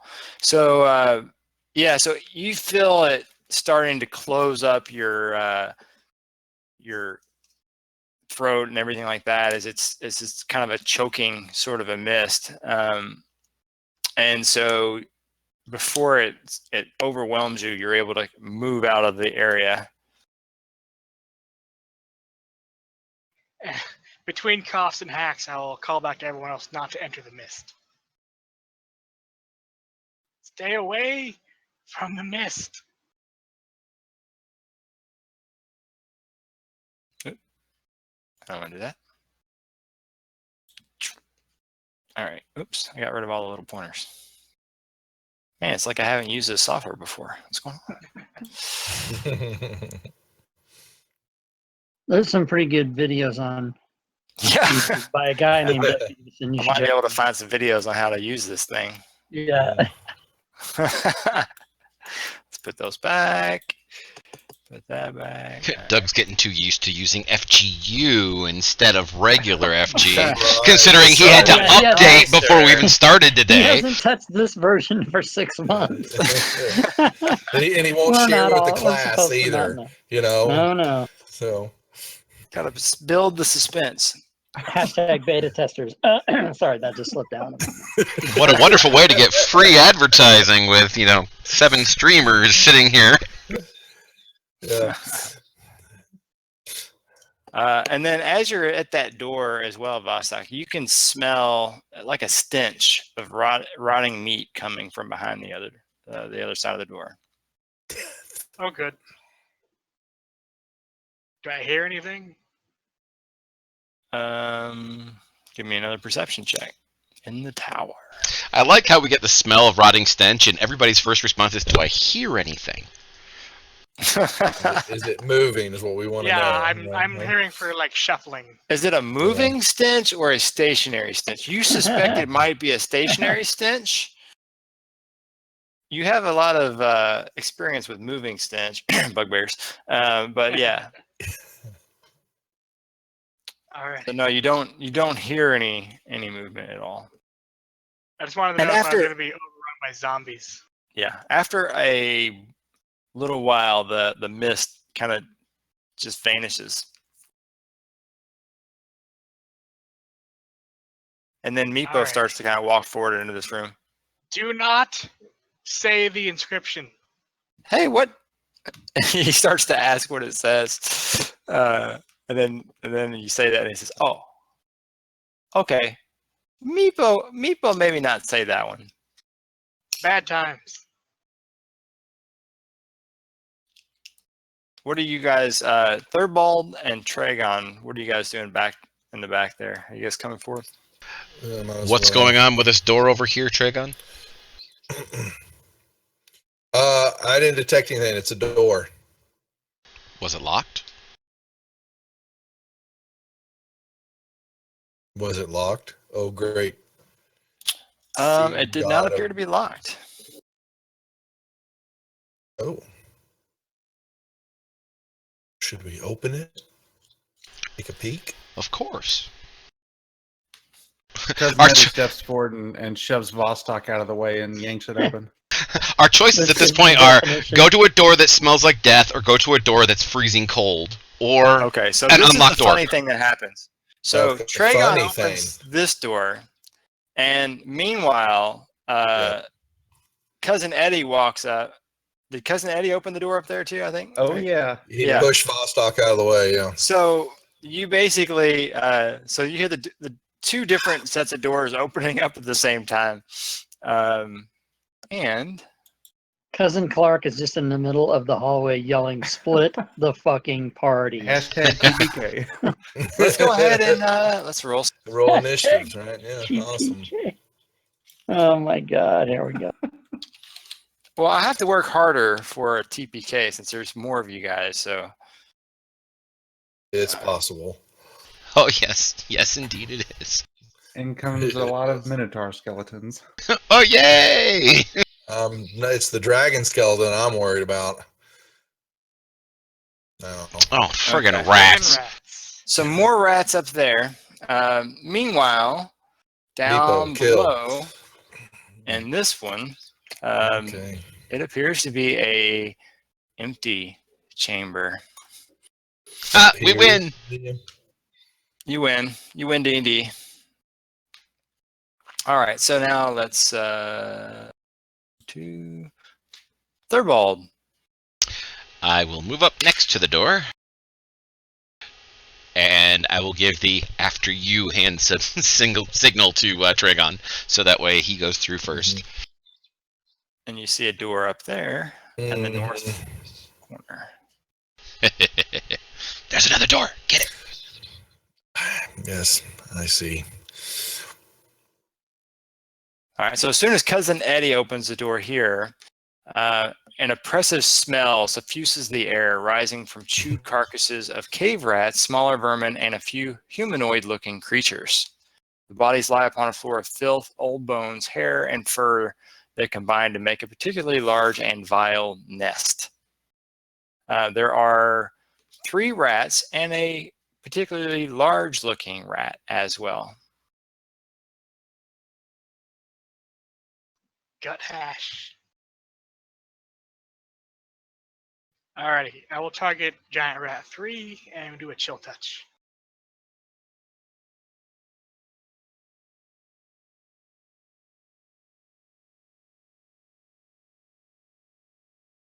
Ooh, it's in critical condition as you nearly freeze it to the filth that it's surrounded in.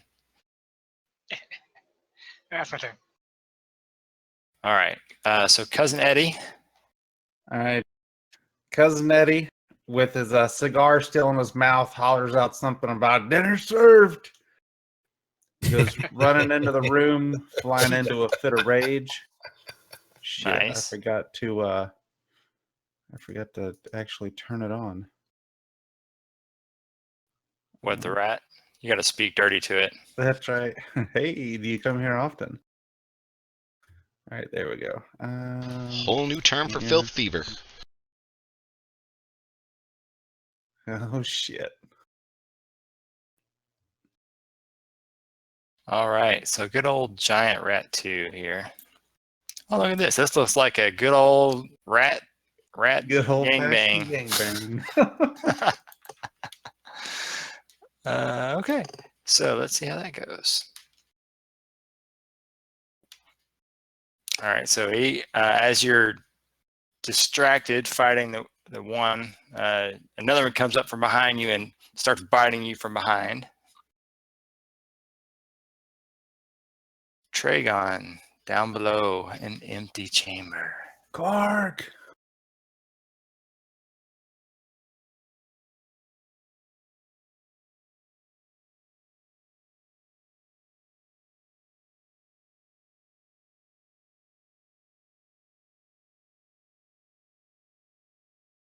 Okay. Yeah. So you don't see anything really on this side of the door. Do you Open I just want to know what I hear, see, or perceive. That's all for the moment. Okay. And you're saying nothing?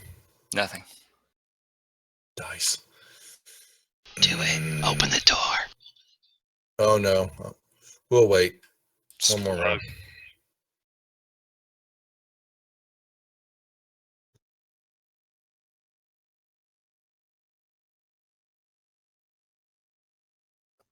Is he talking? Eddie will yell out to Splug, "Hey, I think I found you a buffet in here." That's what I'm doing there, cousin Eddie. I pull my mace off of my belt and I run into assist cousin Eddie. So I'm going to move up 5, 10, 15, 20, 25 foot into the room. And then I'm going to attack giant rat number 2 because I seen him nibbling on cousin Eddie's heels. And I think I'm got a soft spot for bugbears because they are pretty stupid. So I'm going to attack this. I am going to attack this rat, this dirty, filthy rat. You dirty rat, you bit my bugbear. So I attacked. It looks like I hit with a 17. So I'm going to go ahead and roll my damage now. Hopefully I take this. God damn these ones. I keep rolling ones.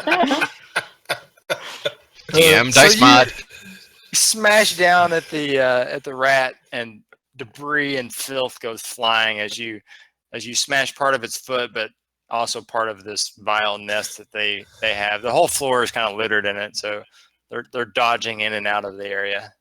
I just kind of shake my fist at the rat and I say, "Another 4 rounds of doing minimal damage to you, and I may kill you." All right. All right, good. So you're done?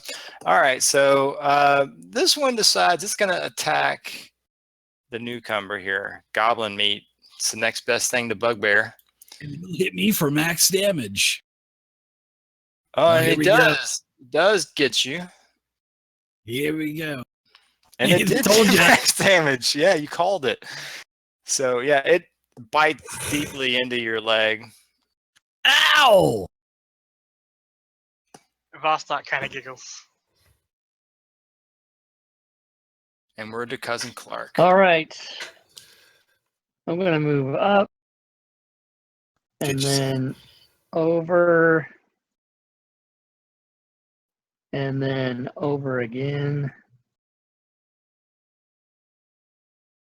And I have a 15-foot reach through the door to Giant Rat 2. Would you like me to take a -2 for Splug or no, Doug? I would give cover just from Splug in the doorway. At Okay, that so point. -2, -2. yeah. Okay. I swear, if you hit me with a Oh, 1. and I double clicked it, so we have to take the first one, which is a miss. Too bad. Okay. We'll have to yeah, all right. Cool. Too bad for Alrighty. me. So up to Mr. Giant Rat 3, who's going to continue the gangbang of Cousin Eddie here. Oh yeah. And he hits as well as you're turning around this way and that way, kind of swinging, waiting for an opportunity to dive in and bite at you. And I almost grabbed the wrong thing. And it bites you on the other side. And then the big mama rat lunges at you as you're already getting bit from the one ahead of you.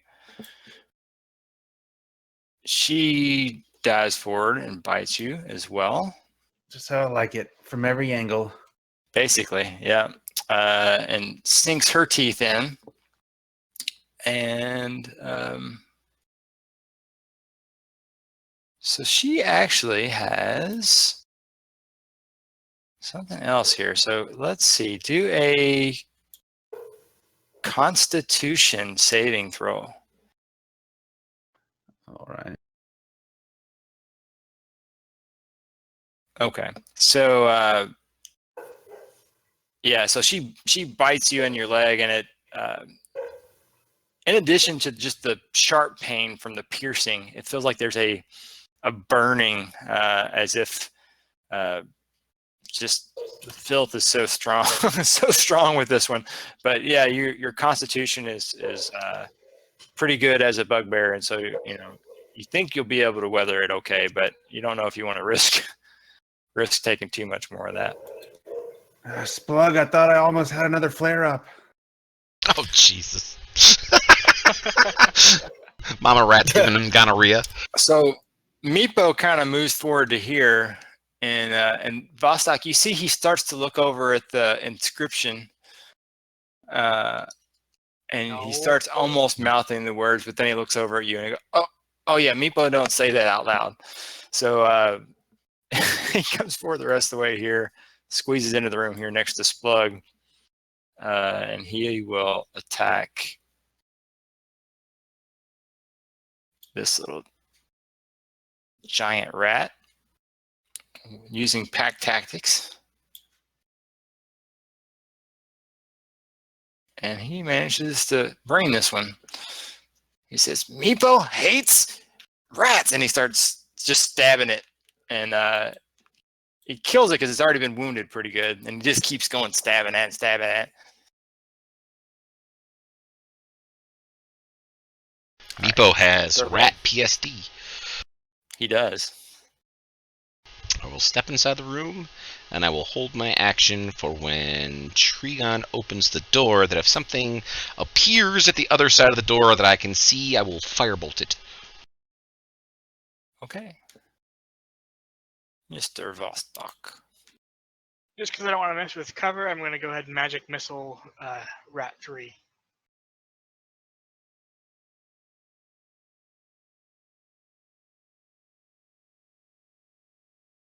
It's down. Oh, it's down. Down goes the rat. I use the first level spell. Hooray! Woohoo! So Don't you get 2 flies missiles up for in the that? air as you blast it, and then falls down lifeless. I don't believe so. I'm only level 1. You get Yes, 3 you- missiles, but you have to declare what you're attacking before you fire. Oh. From there, you can, let's see. You can see Good Hash as well. Okay. I'll throw the other two at the Well, wait a minute. Can you see? I don't know if you built something there. Hold on. Let's do a little pointer action.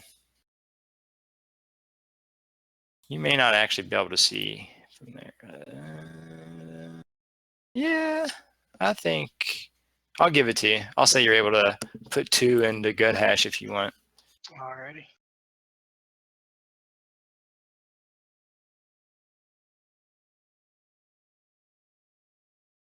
Yeah, that's my turn.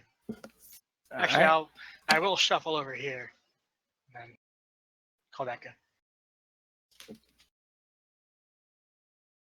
Okay, we are to Eddie, cousin Eddie. All right, Eddie's going to continue going after it's a her, correct? Looks like a big mama rat.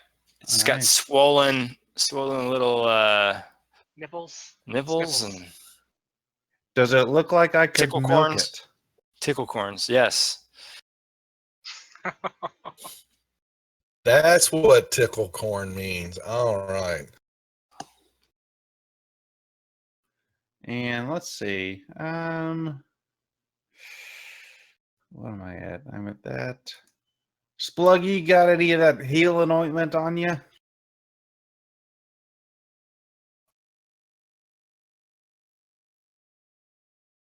I got plenty from where that comes from. Cousin Eddie taking the op attack will go ahead and move to the backside of Mama Rat. Maybe get a little gangbang action of our own going on. All right, so let me do that real quick with a little opportunity attack from old Mr. Giant Rat, which was that Giant Rat 1, right?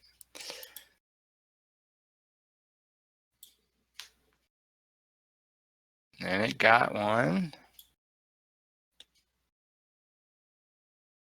Man, these things are landing some big ones. Oh, you got your rage going. That's good. Yeah, thank God. All right, so Treagan. Thurbold, you ready? Good. Prepare your sprint mode. Here goes the door. Click. All right, so give me a wisdom check as you open the door. Perception check. In the tower or straight up? You can do it straight up here since you're already opening the door. Okay, so as you open the door, hanging kind of down from the ceiling on the other side is a bell on a string. And when you open the door, it clanks up against that and rings this bell. Awesome. What do I see? So you see 20 more rats, of course. a 10-foot wide hall, liberally strewn with sharp caltrops. On the northern wall, passage to the room beyond is partially blocked by a roughly mortared 3-foot high wall, complete with crenellations. So you see beyond that, see that here.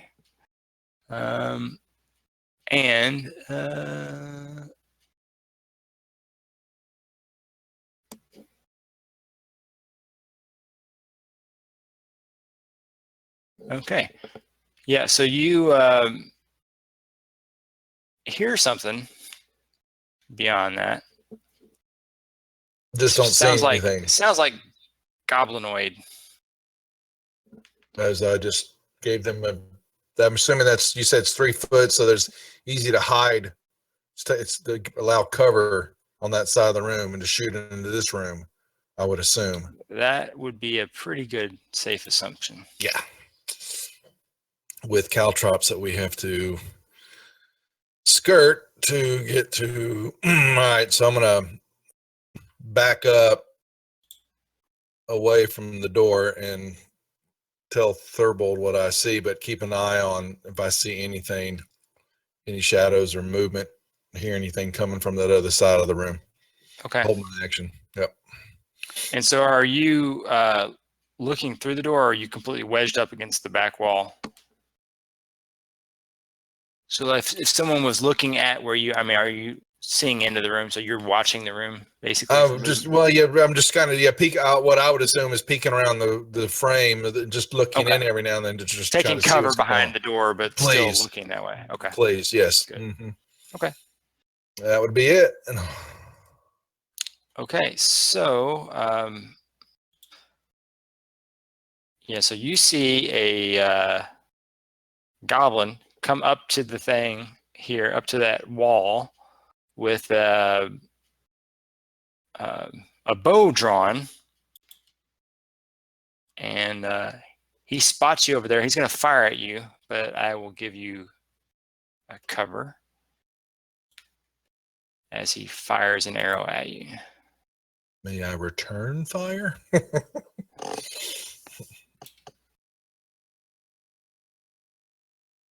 But he does manage to hit. He's gonna wing me. All right. Just winged you. And then as soon as he's done firing, he actually ducks down completely behind the wall. Awesome. So I see nothing of him now, correct? Correct, yeah. I'll let Thurbold know. Splug. All right. So I'm going to move up and attack this big mama rat with the big corn-looking nipples on it. And I'm going to flail my mace at it to try to kill it. Give it that goodbye blow, if you know what I mean. Do it. Do it. Son of a bitch. I missed. Oh, man. Are you staying in that spot, or are you moving?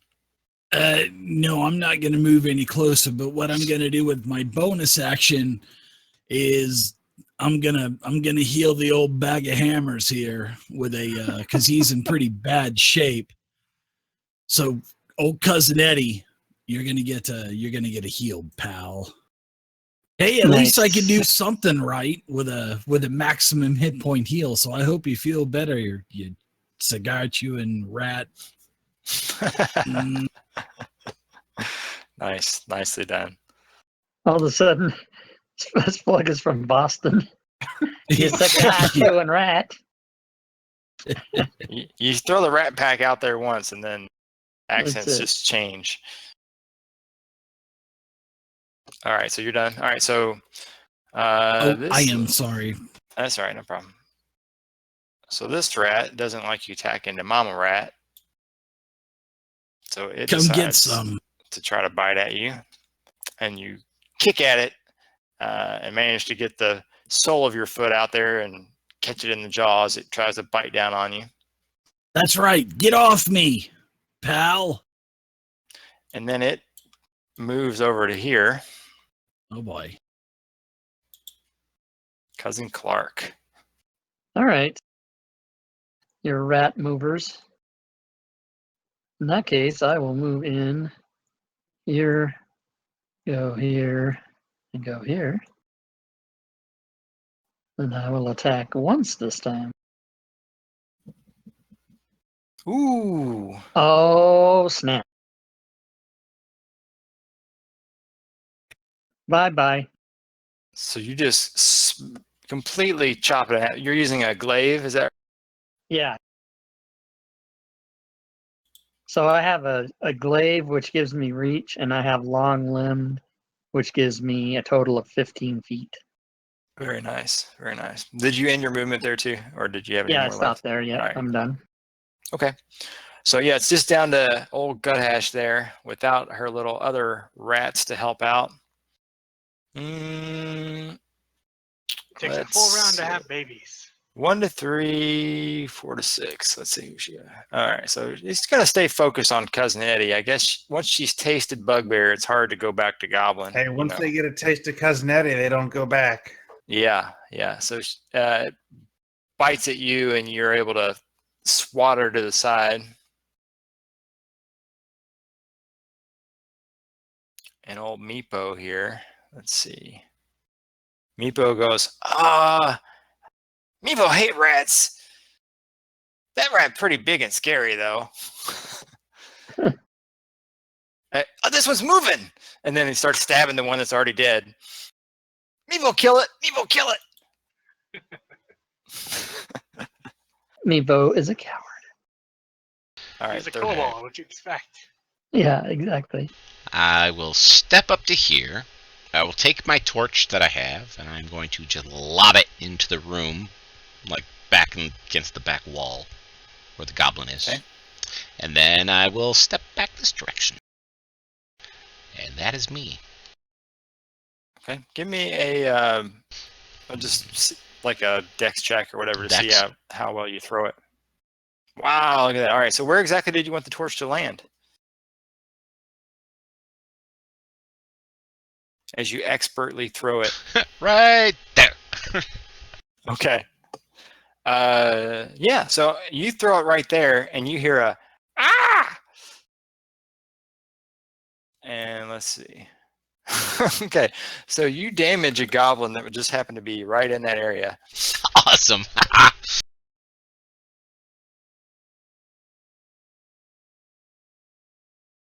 All right, Vostok. All right. Vostok will go in there, and he'll do a chill touch, try and finish off this thingy with pack tactics. Very nice. Nice. Remember what I do special for critical damage?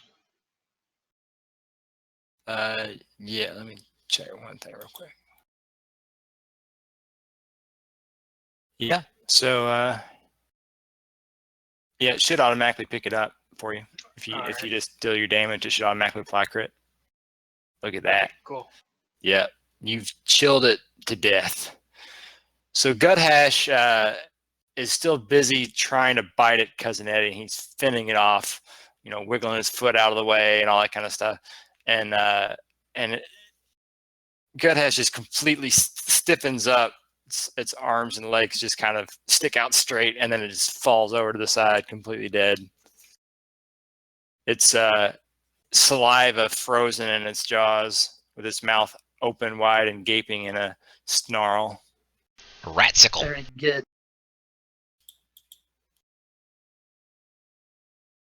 And let's see, that was Vostok. Cousin Eddie. In a rage. Cousin Eddie's going to presume or check out the room, peruse the room, and see if he sees anything. Yeah, so right pretty much where you are is a body of a human that's partially been chewed on. It is it's got a lot of stuff with it though. So it looks like it's got there's a backpack, a longbow next to it, a dagger, some other stuff on there, maybe a potion on its belt. What color is the liquid of the potion? It looks blue. It's a mana potion. I'll kind of Oh, look I'm at sorry. it a little bit. It's a red liquid. A red liquid.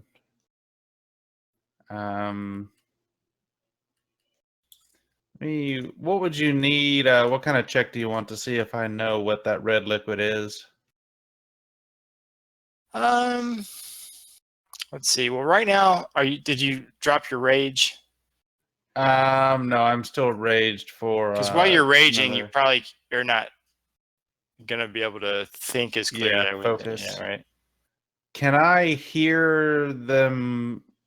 The ruckus in the other room with the goblins. I would say probably not. You give me a perception check, but they're way down the hall, so it's going to be at a pretty steep minus, I would think. It's actually a pretty good roll, but no, I think they're still out of earshot at that point. All right, I'll just kind of point over down at the stuff. As I walk back out in a room with my panties in a bunch since I'm in a rage. It looks like there's also, as you're stepping through refuse, you catch some glints of maybe some silver and gold and other shiny stuff all in and among all the junk, basically. Hey, Meepo, pick that stuff up. Carry it for us. If you run off, I'll let Splug have his way with you. What?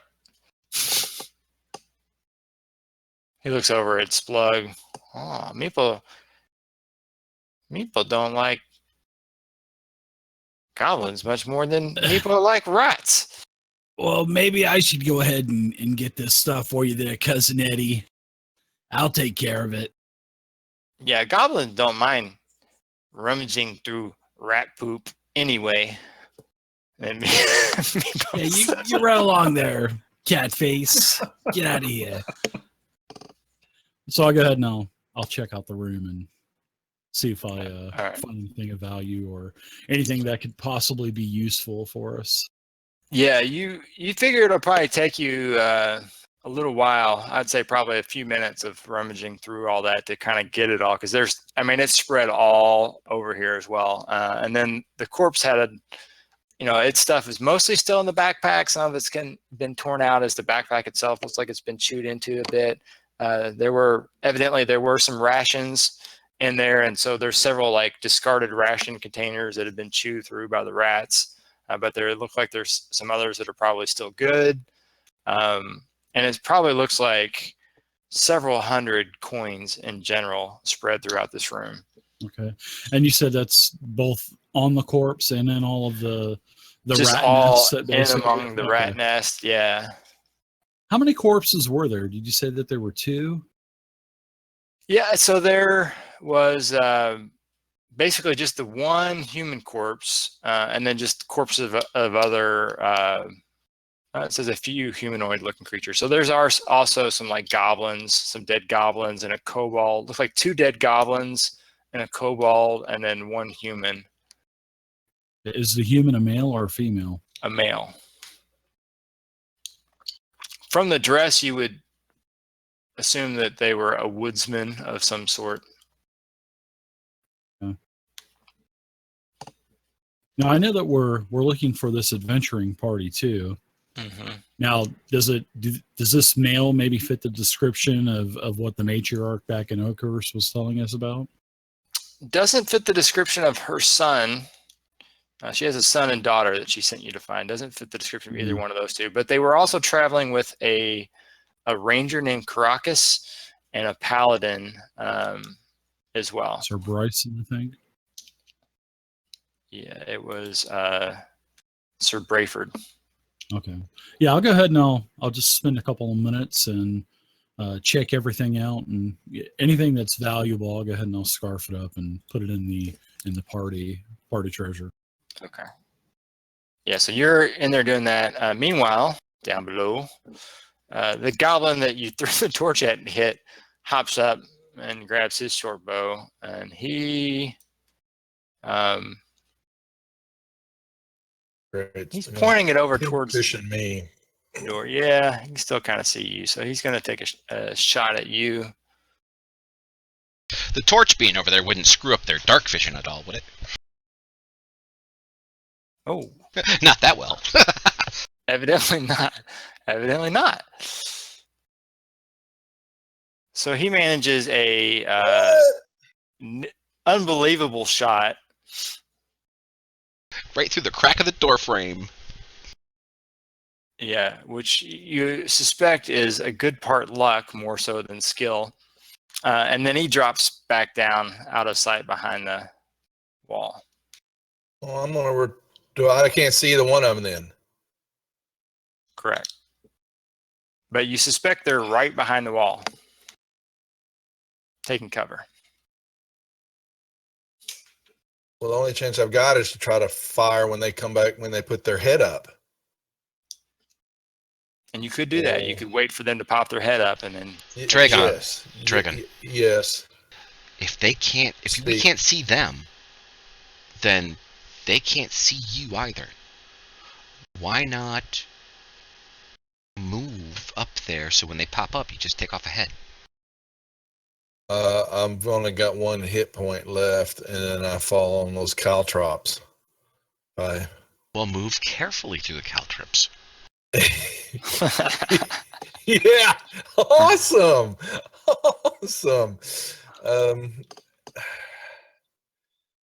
Really wish you'd have gotten some of that liquid. I would have thrown it in there and blown it up.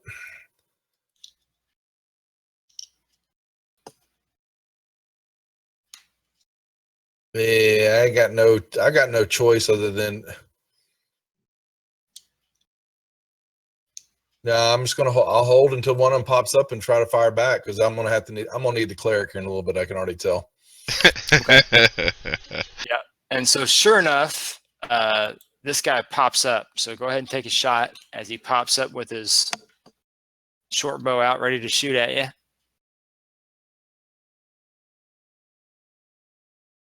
And he has cover, so give him a -2 on your shot. Will do.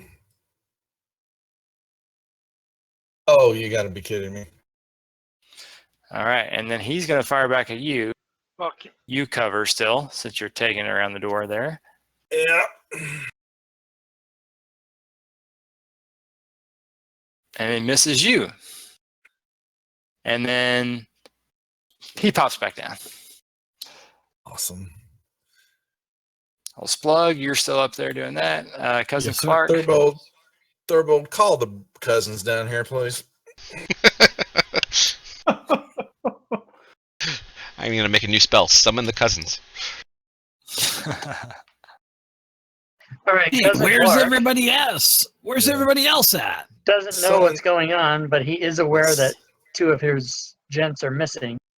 Yeah. So he's gonna mosey 10, 20, 25, 30, Summon the wrecking balls. 35, 40, 50. He's going to mosey that way.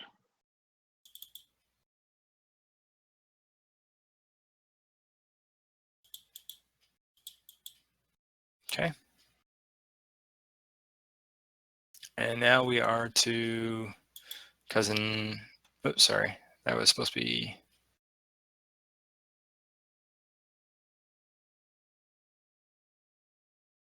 Is that Thurbold? Thurbold? Yep.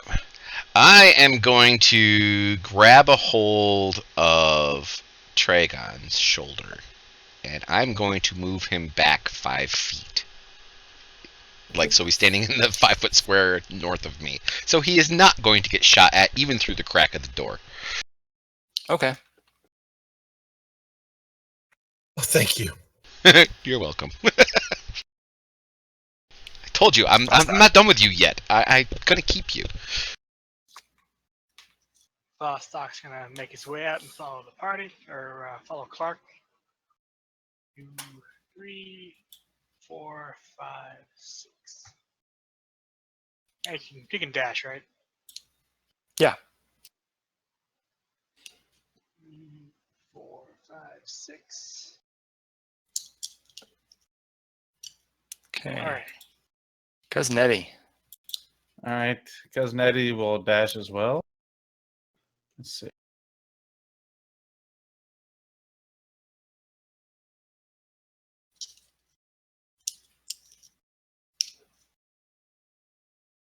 Think I can get it there. All right.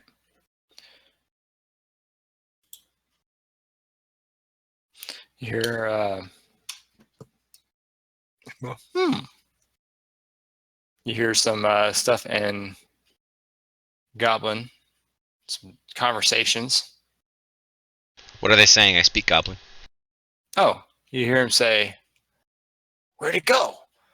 And then you hear him say, "I don't know." Well, shoot him if you see him.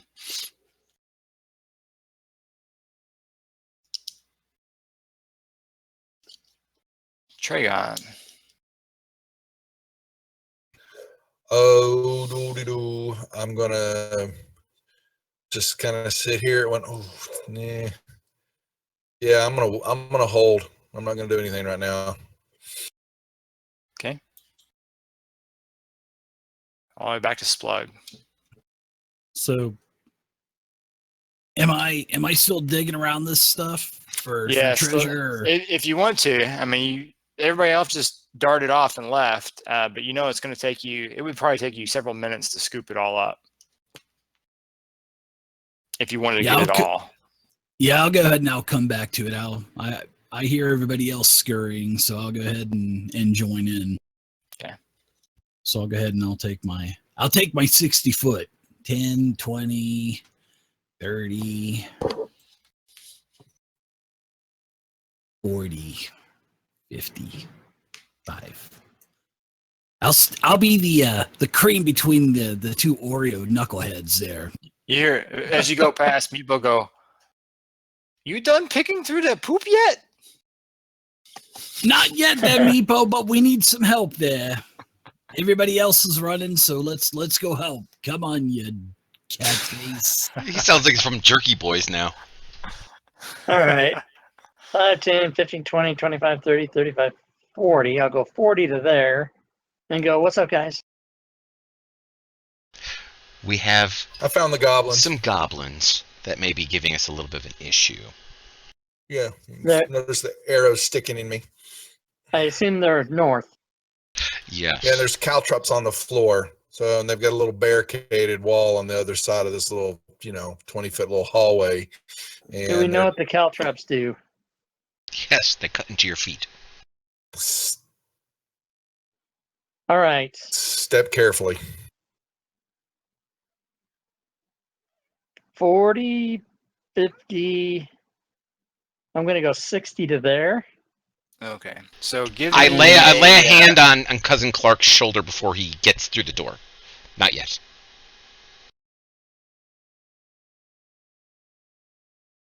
You mean you're trying to stop me from going through the door? Yes, basically I'm just letting you know. Not yet. Not yet. So do you stop or keep going? Well, if you laid a hand on me, I wouldn't go. I wouldn't go. No, I don't. I go in. Okay. Okay. So give me a dexterity check.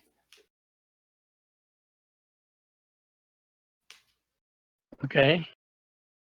Okay, good. So you managed to step around the caltrops and not land on any as you get to that point. But as you come into the room, you see two goblins that are kind of standing there, peering over the wall with bows drawn. And right as you come into the room, they both release the arrows here. So is that they had readied actions, and They did. They get, okay, so I don't get a chance to do my bonus action before that. Okay. Yeah, so as soon as they were basically waiting for someone to walk through there. The first one actually lands Ouch! and drops you. Me. Avenge me. I yell, avenge me. And then you land on top of a caltrop, a group of caltrops as you fall. Poke right in the ass. There's one failed death saving throw. Well, they were both firing at him, so and if the other one actually hits, does fire too. Yeah, so the other one they fire at the same time, actually. So, and that one missed though. But let's see. So yeah, so let's do. So as you fall on the caltrops, I'm going to check one of your death saving throws.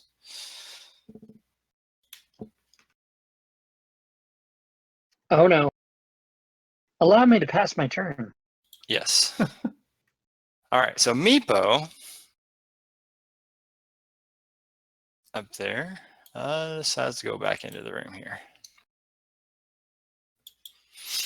Lesson to all fighters: do the second win first, yeah. and then go running into the room. Lesson to all fighters: listen to the mage.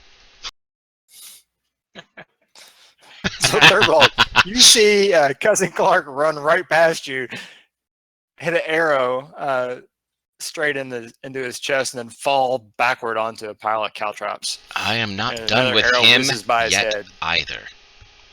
I will move Message for forward. you, sir. Yeah. Yeah. Move forward into the doorway. Oh, sweet Concord. I will grab a hold of Cousin Clark, Oh, yeah. and I will drag him back. And As I'll he takes use more damage from the caltrops. Well, it's better than leaving him out there and somebody getting shot in the face. And I will take a full dash action along with everything else to drag his big, fat, heavy ass out here.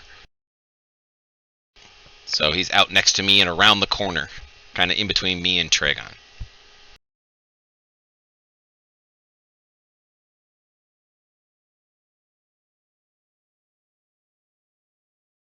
Hopefully not destroying the rest of his death saves.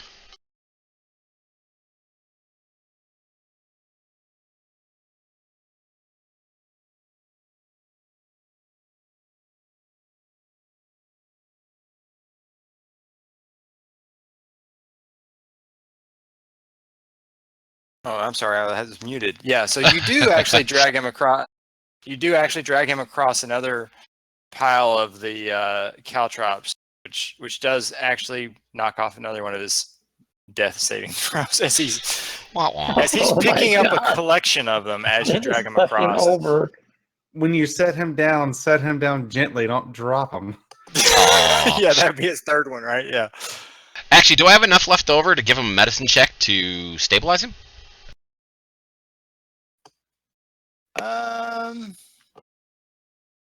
Or did I use everything? Did I blow the whole wad to get him there? Pretty much blew everything going and grabbing him and yanking him out. Okay, all right. Just wanted to double check. And we're up to Vostok. Alrighty. So 3, 5, 10, 15, 20. Here. And I'll take a view of the situation. Yeah, so you see Cousin Clark, he's bleeding out. He's got an arrow sticking out of one end. His entire back is full of caltrops. Bugbear down, I call down the hallway. And And I'm Corbin! not looking pretty either. So I'm sitting there with a couple arrows stuck in me. I think I will pause there. I will move one more in just to get out of the cleric's way. Well, we'll let I'll see Vostok what know happens what's with that. going on behind the door. So give him a quick rundown of what's happening.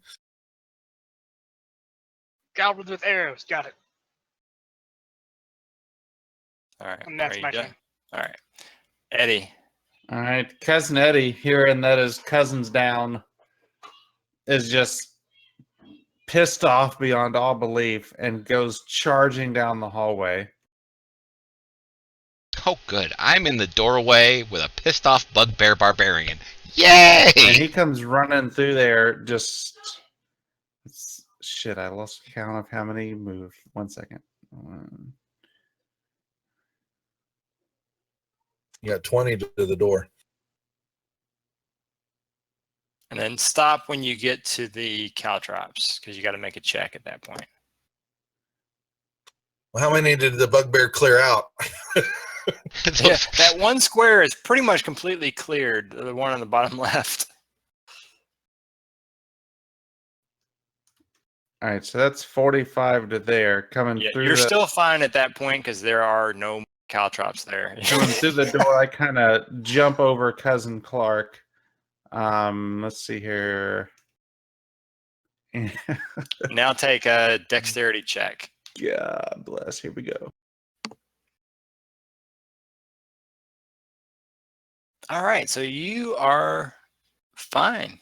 All right, so Managed to that's step 45. across. Yeah, let me see. That's 50 now. Oh, that's 50. Yep.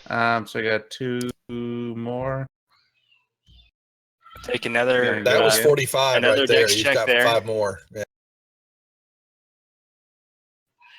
Okay, at that point, a caltrop pierces your foot and causes you to stop your movement. You take 1 point of damage, but you're raging. Actually, you know what? You're raging. I'm going to say because you're raging and you have what, damage reduction 3, right? Just resistant. Oh, it's resistance, so it'd be half point. I'll tell you what, I'll give you 50-50 chance that you don't even feel it. All right. Want me to roll a D100? Sure. So if you get higher than 50, then you didn't even feel it. Okay, so you felt it and you stop All at right. that point. Pull up a little bit lame, and your movement's going to be reduced by 10 feet until you regain at least 1 hit point. All right. That's fine. I can next turn I can reach the little SOB Boogers. from there. Yep. We'll They're have to standing. shoot you to put you out of your misery because you came up lame there. Yeah. They're still standing there. They're with bows drawn, and they're furiously trying to knock a new arrow. And so they do get one knocked. And while they shoot at me, I gotta go put the kids in bed real quick. Okay, so they're in your reach, which that gives them disadvantage. Is that correct? That's correct, right? Because you have reach. He should have a 10-foot, right? Yeah.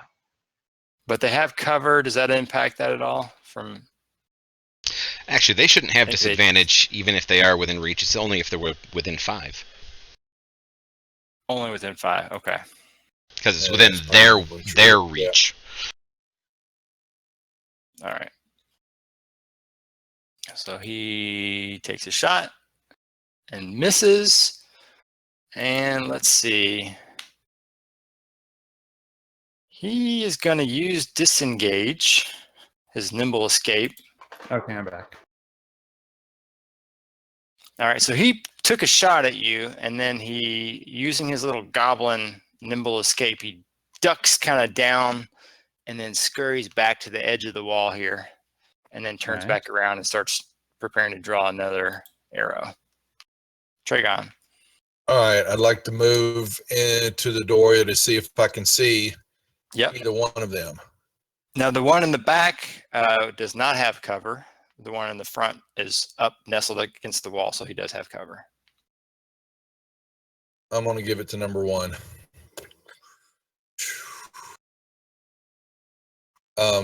Does number 1 see me? Yeah, he sees you. Damn. All right.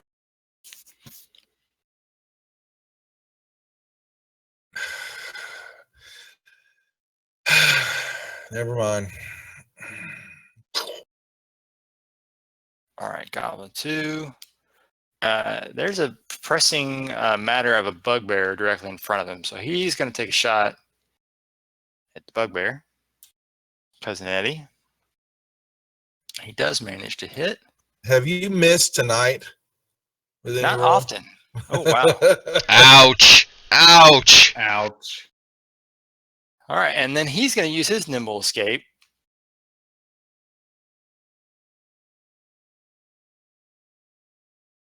And back up to there. Splug. Where's Alright. the cleric? Where's the Yeah. cleric?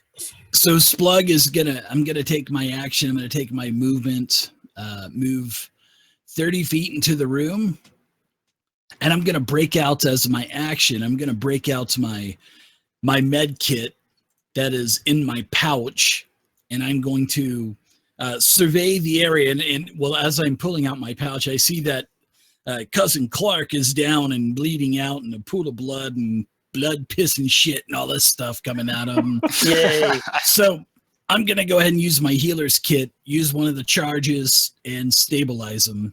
And you're welcome. You don't have to do that last saving throw. Thank you.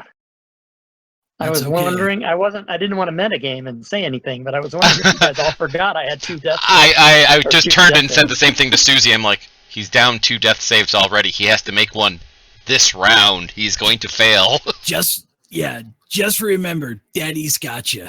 Okay, All right. Daddy's got you. All right, now before you hit the next button, let me get make sure before, since Clark doesn't die, let me put stable on him. There you go. Okay. All right. I'm still kind of curious as to what his actual role would have been. Well, I kind of grope him as well. You know, I'm kind I of would've patting him died. down and stuff. You'd have Oh, died. man. You would have You're been dead. welcome. You're welcome. Awesome. Good thing you didn't die. Okay. So you are still there. I am stable, so I can't do anything yet. Yeah. As a all free right. action, I also say, hey, knuckleheads, I'm out of power here, and I'm struggling, and I'm all woozy, and I need to take a rest. We're in the middle of something. Whose fault is that? If I was awake, I would tell you that it was Treagan and Thurbold. That is absolutely whose fault this is. Oh, really? I'm the one who's saving everyone right now. Thank you. So.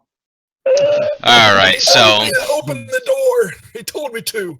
I step around the corner, and both of the goblins can be seen, correct? Yes, they can both be seen. No cover, because they Excellent. the bugbear has scared them away from cover. Very good, because I am going to put 1 magic missile into number 1 and 2 into number 2, which is my last first level spell. All right, the first one drops.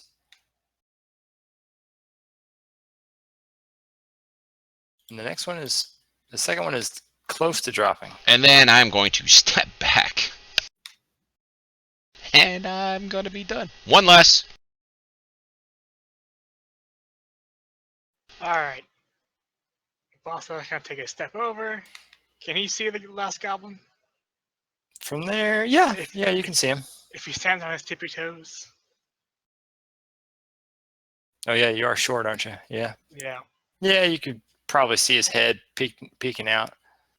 -2 on that. I'd give him cover because, yeah, the height difference, yeah. Alrighty, then I'll do a chill touch. Got him. Ooh, nicely done. Nicely done, Vostok. Yeah, so they're sitting there furiously trying to draw their arrows out. They just get pinned to the wall with magic from Thurbold and then Vostok shortly afterwards. And Woohoo, Cousin glass Eddie, cannons. you believe that you could, if you choose to walk at about half your speed, you think you're able to pick your way through without incident, even though there's a lot of caltrops here.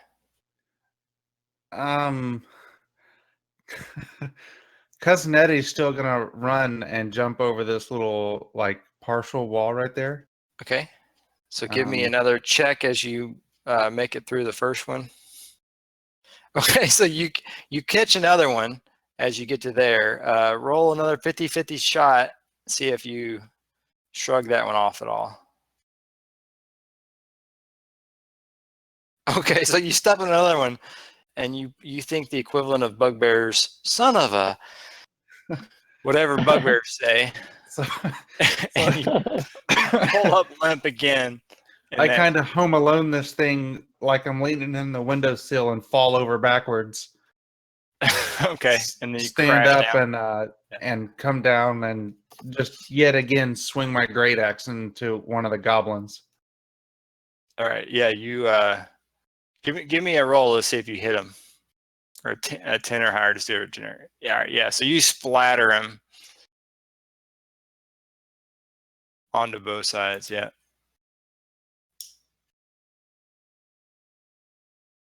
And as you're here, you hear the sounds of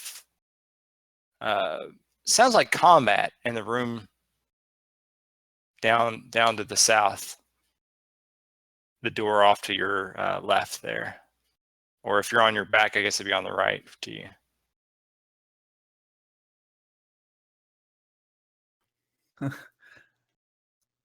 Cousin Eddie's just gonna move to here. Hey guys, I think I hear something. All right. I think these bugbears really are stupid. We're gonna keep going till we die. Heavy, moderate, critical, heavy, dying. Oh, and Meepo the coward, perfectly healthy.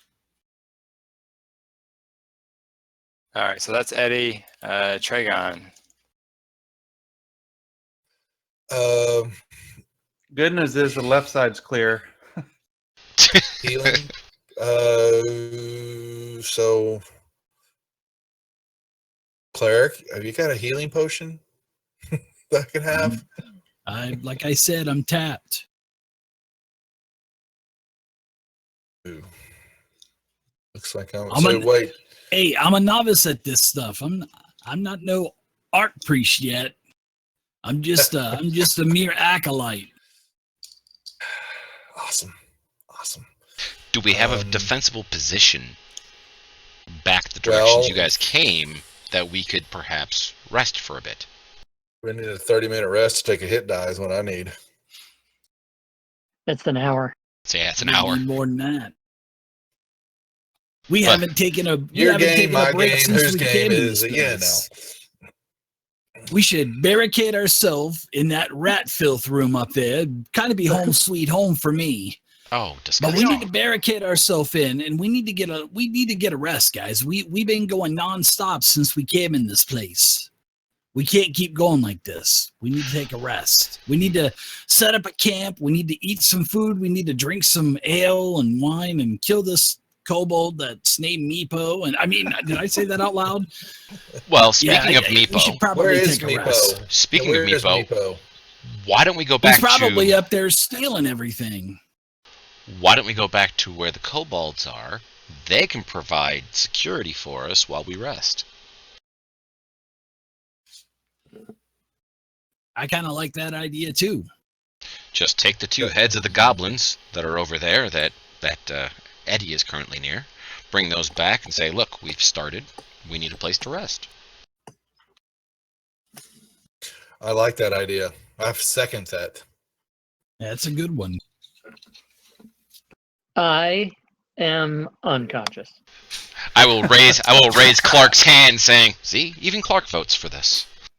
I'll look around the door and say, Eddie, get the heads and bring them back to us over here, please. Eddie turns around, already having the 2 heads in his hand. Gotcha. Watch your feet. Would I have enough time to go back up into the mama rat big nipple room and get all of the treasure out of there before we go back to the There sounds kobolds? like there should be a story that goes along with that description. So I will wait until we're resting so you can give me this description of what has happened. Holy cow, the nipples on this rat look like little kobold fingers. So, if I remember correctly, there was one square that I was able to nimbly dodge. So, as I passed through, I think it was this one. Mm-hmm. I'll give you another dex. Well, if you're not trying to walk at normal speed, you're fine. It's just if you try to walk at normal speed. So if you're being cautious, you don't have to. Yeah, I'm being cautious. It's basically just set up so that if someone tries to charge through there and bash them, then yeah, they'll. I think it worked pretty good. It stopped a couple of big bugbears. Yeah. Pretty effective. I'll pick up my cousin and throw him over my shoulder.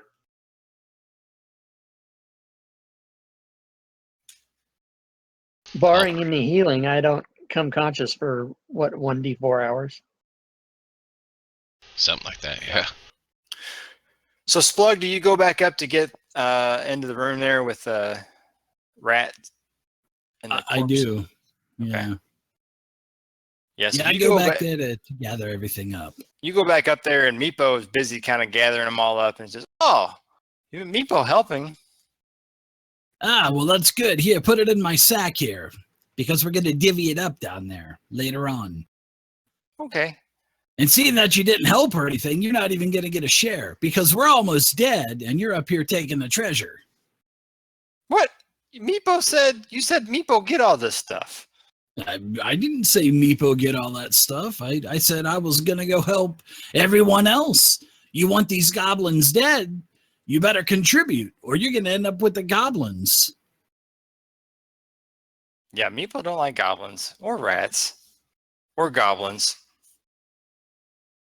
Meepo gonna go talk to others in group. Meepo don't like talking to you. That's okay.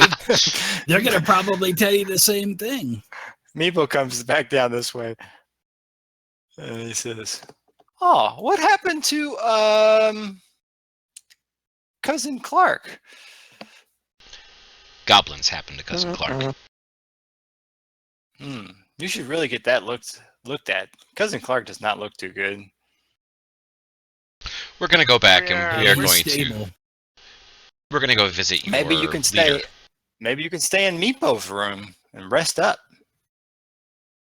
Sounds like a good idea, Meepo. As long as we don't have to listen to you cry tonight. Yeah. Meepo try not to cry anymore. Now that Meepo's gonna get his dragon back. Oh, did you kill 2 goblins? Good job. All right, follow Meepo, and then he goes back out this way. As he stops here, he says, what is the thing? Let there be fire. Yeah. Let there be fire. And then he hurries past into the door. Is someone dragging Clark? Yeah, I got him thrown over my shoulder. Eddie got him. Did we get the treasure from the room? Yeah, so let me throw that on your all's list here. Meepo just kind of left Splug to finish getting the rest of it, because Splug was talking mean to him. Mr. Game Master, All right. when we get back to wherever we're going to rest, can we have a short break as well? We can have a short break. So let's do, so I guess you guys got some. Which room are we going to? 7 silver pieces from, you guys can go to the room with where you found Meepo. So you found 7 silver pieces from the room with the goblins in it. And then the room with the rats has quite a bit, 68 gold, 312 silver, and 3 small gems. Wow, huzzah! Nice. And you found a lot of it. And one of the on the ranger, after playing around with it, appears to be a potion of healing. Ta-ta. Da, da, da, da. And I put that all in the party sheet inventory if you want to divide, how you want to divide, excuse me, that out. And he had a longbow and a scimitar, a gold ring, bedroll, torch, tinderbox, water skin, that kind of stuff. Vostok will take the opportunity to grab a gold ring. I'm taking the torches. Okay. Might I have the studded leather, folks? Okay. Is that Treagan for studded leather? Yes. All right, Treagan, and there's also a shield and a scimitar and a longbow. And let's see, who wanted the torch? Torch. I already got the torches. I already dragged them out. You got, oh, okay, you already got them. All right. Who wants a potion of healing? All of us. I would Yeah. say Cousin Clark for sure. Well, for resting, he'll come back too anyway. I tend to want the person to have the potion of healing is the person who is not most likely to get in trouble. Because if you have, like, if a tank has a potion of healing and goes down, someone has to run in and grab it off them and give it to them anyway. I would say Splug Whereas gets it. somebody who's a So it looks like Meepo's someone who's a getting it then? backroom fighter should have the potion, given that there's only one. Yeah, I'm good with that. I would definitely say Splug should take it because that way he can keep himself alive to keep us alive. Yeah, he's the cleric, right? So Hey, thanks. Yeah, sounds good. Thanks. That's I a good pulled idea. the cork and bottoms up.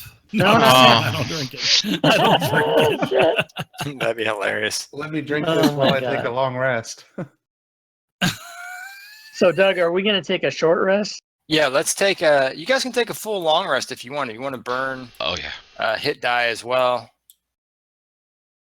Well, if we take a long rest, we won't take. We don't won't have to need worry hit about. die. Yeah, we don't have to worry Oh, about yeah, hit dice.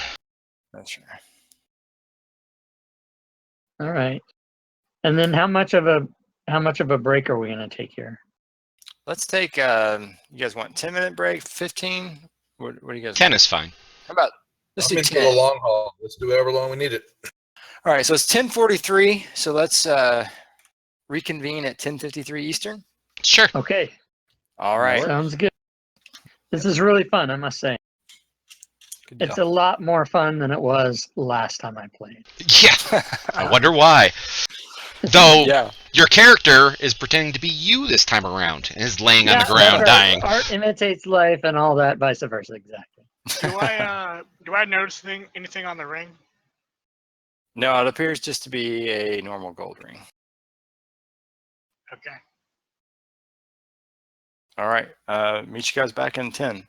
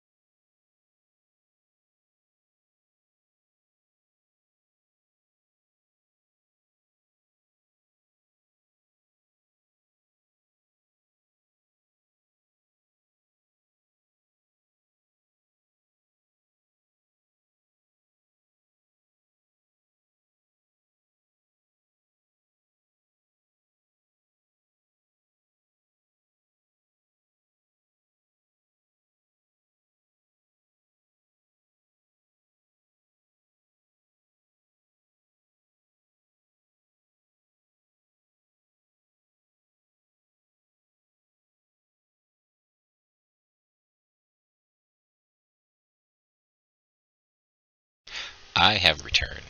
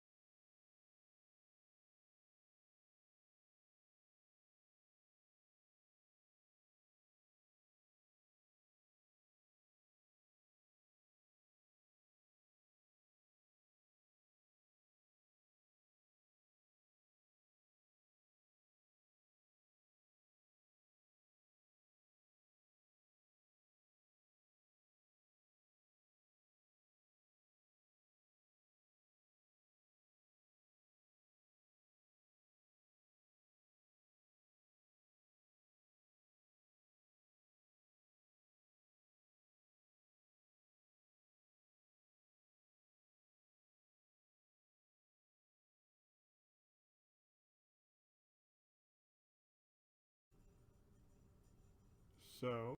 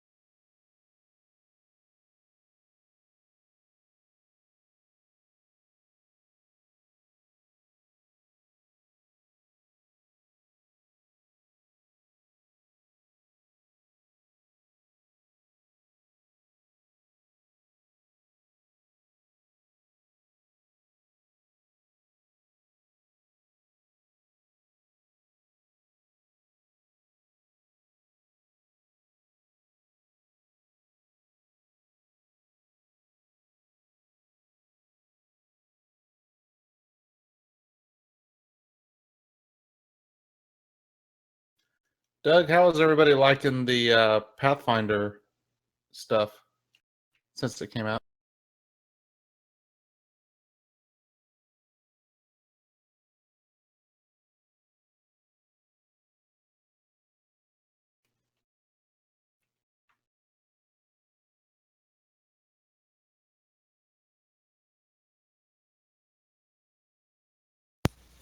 All right, guys, I'm going to go ahead and start divvying out some encounter experience.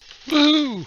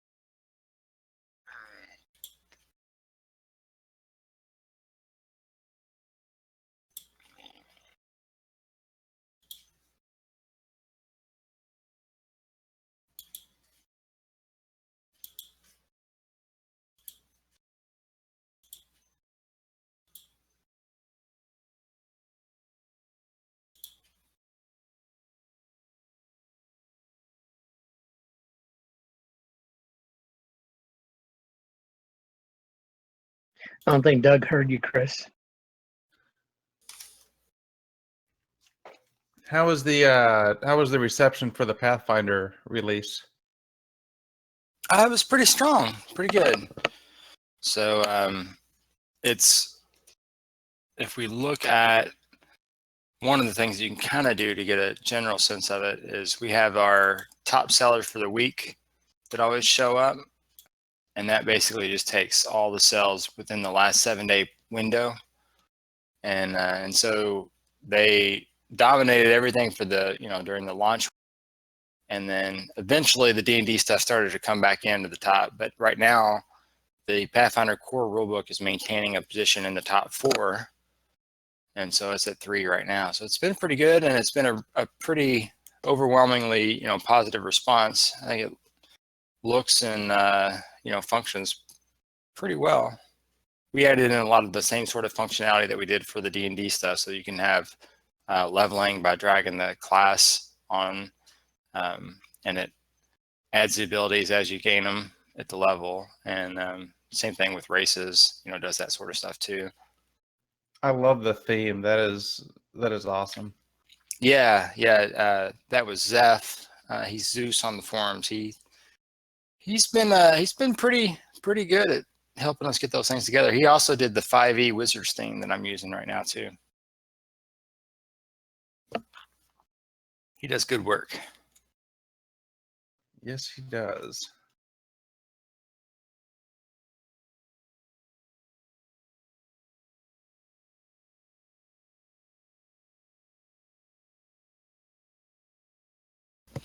I'm working on the NPC codex. And then the bestiary too, and a couple of other adventure paths. And then we'll be starting on the next D&D stuff very, very soon. Nice.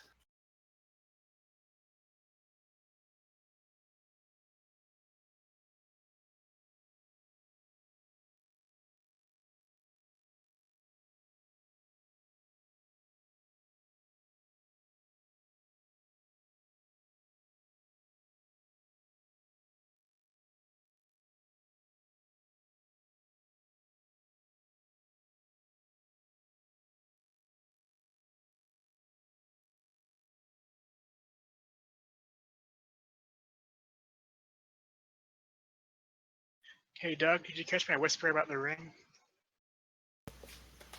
Oh, let's see. Oh, yep.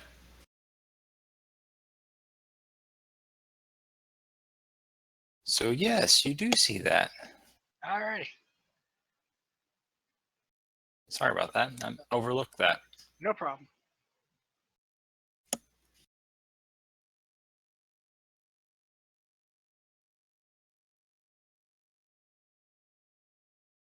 How are your guys' streams looking? Follower count? Pretty good. Yeah, pretty Follower or viewer? Sorry, viewers. 13. 13 Yeah, for Rob too right now. Okay. 13 You for got mine. 10 on Fantasy Grounds, so I spread a think little I'm bit. at like 5, I think.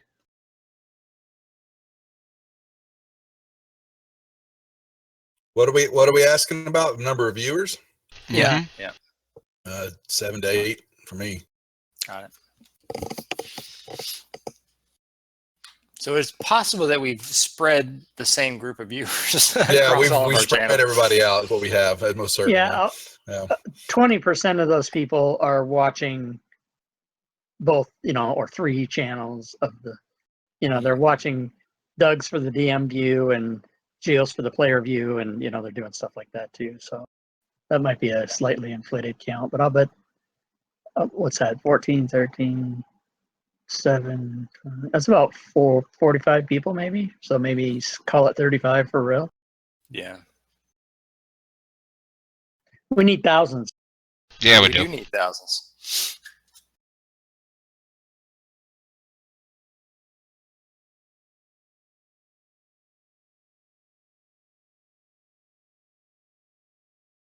Geek and Sundry. Who are they? But haven't they been doing that for like 4 years? At least. Plus the YouTube before that and everything else. Yeah. Yeah. They And got a then- little head start on us. Yeah, then Yeah, there's they had a It Me big JP. time. They've been doing a lot lately too.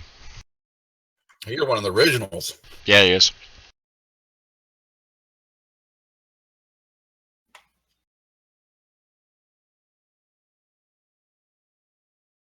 All right, we're waiting on Dave, right? I'm here. I've been Oh, you're here. All right. Yeah, Somebody hasn't I've been checked. here.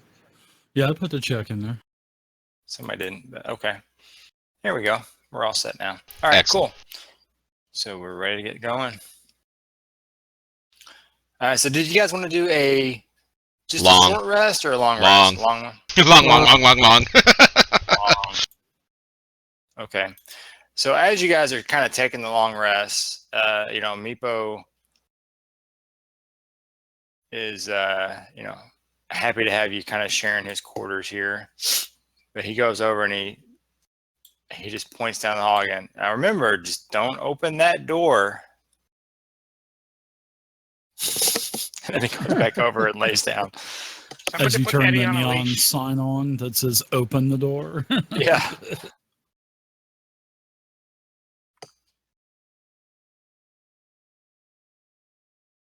So, are we going to go back Oh to yeah. where the goblins were, or do some new thing? Goblins. Yeah, that or that one door, or can't open that door. Never mind. So we can go back there and carefully tread through the caltrops slowly, so that we don't.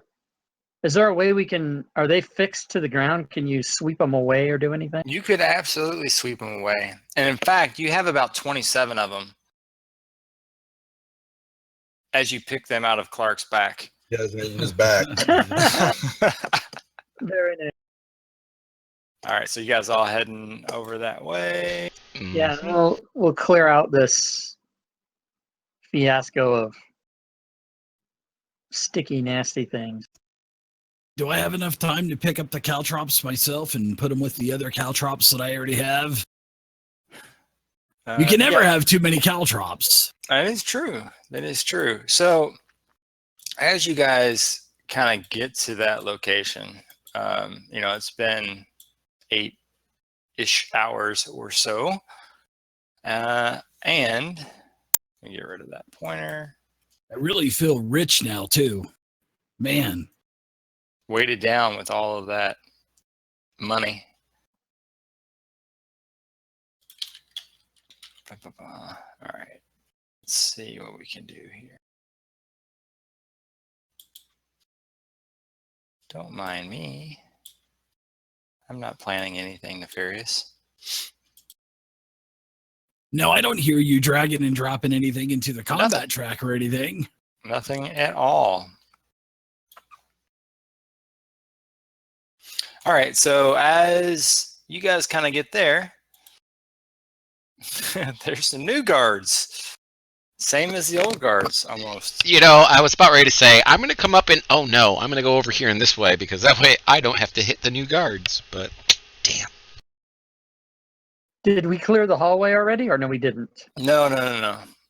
Oh, man. Yeah. Okay, so let's all roll initiatives.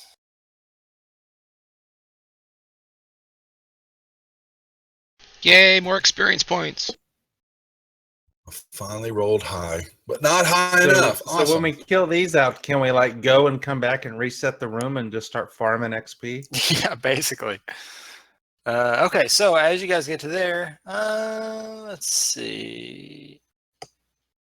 Yeah, I think they're going to probably target Mr. Cousin Eddie here.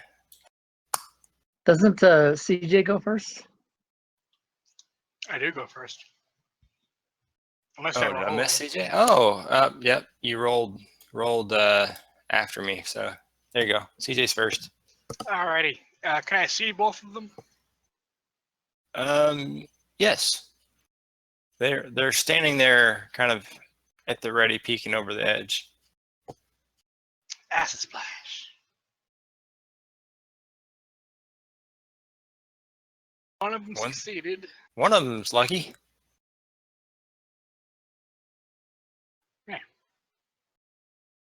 and then I'll move over. Okay.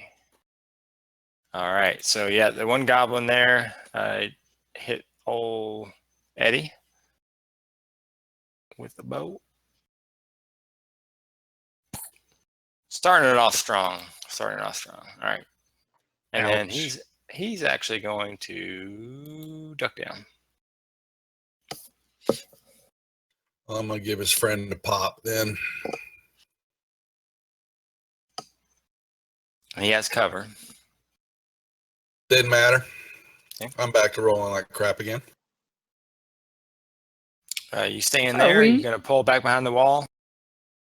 Do we not see the DM attacks? No. We don't. Okay. I could turn that on. I don't mind. It's just that you did damage, but I didn't see an attack, and I thought we were seeing. I've got attacks show maybe. GM rolls on. Yeah, I saw the. I just So did rolled. you- I rolled earlier. Yeah, I did. I rolled right before CJ was like, "Oh, I go first." So Oh, okay, my bad. Way back there, You I see didn't- it now. You didn't know that every hit's auto. That I thought. Doug Yeah, auto hit. explained That's that why I already. Oh, I Yeah. forgot about. Yeah, yeah. I forgot who we were dealing with. Yeah. It's even better. All than right. mod. We're in He has hardcore special powers. mode. Yeah, he knows the I'm back gonna door to s- Fantasy Grounds. I'm going to step into Cousin Eddie's space as I shoot, so that I don't have a negative, Okay. and then shoot and move to the side with my crossbow. Everybody. Yeah, that's right. Nicely done. Ooh, through the eyeball or something. I'll even move over there. Instant death. As I yell my battle cry, "Fuck you!" Death by crossbow. That's probably draconic for hello, He did. Yeah, hello. That's right. Cousin Eddie. So did the other one like duck or something or Yep. what? He ducked down behind the Okay. wall. I am going to very gingerly tiptoe. I'm actually gonna try to sneak up there. I'm gonna stealth. Can I stealth? Yeah, sure. You're going at half speed anyway, so yeah. All right.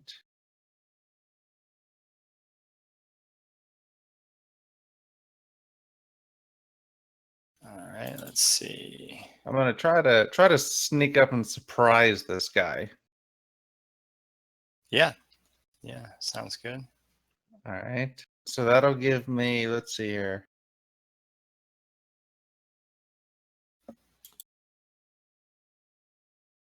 I can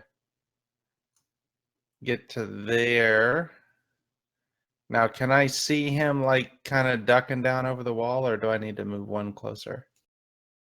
You don't see him from that spot. Let's So see, he's let's- wedging himself up against the wall pretty good. I'll move one more then. Okay, Okay. yep. You So spot him. I'm going And to use he my. spots Go you, ahead. so he seems to have noticed you when you were sneaking up on him. Can you remove the surprise attack from me then? Yeah, yes, I can. Okay.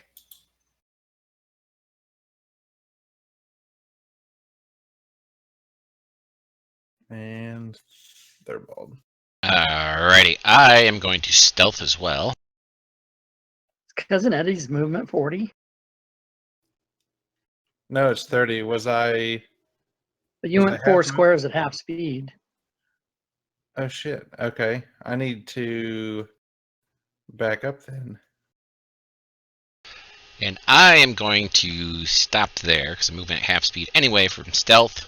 And I'm going to hold the rest of my action that when that goblin appears, I'm going to shoot him in the face with a firebolt. Okay. Splug is gonna stay back and wait for these knuckleheads to get killed again, so I can swoop in and save the day. Damn it.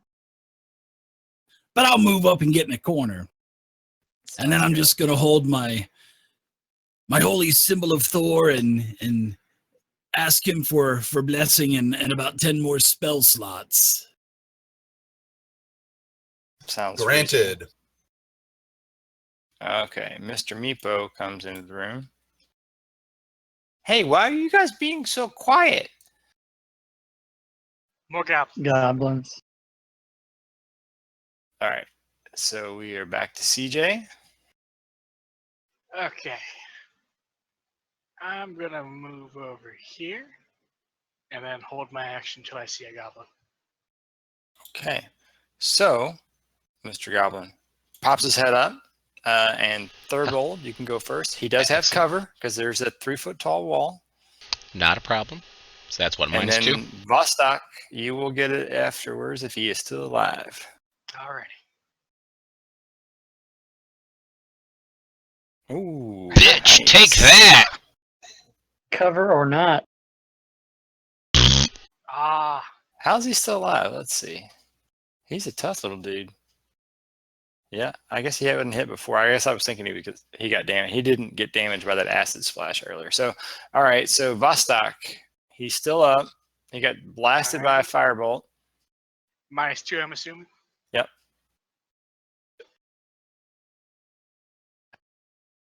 She'll touch. Oh. And that misses him, and he is going to take a shot at Wait a minute, that should have been a plus. Oh, because never mind. Cousin Eddie. He misses. He disengages and goes, ah! And then he runs over this way, and you hear a door open. Chicken shit. Little bastard.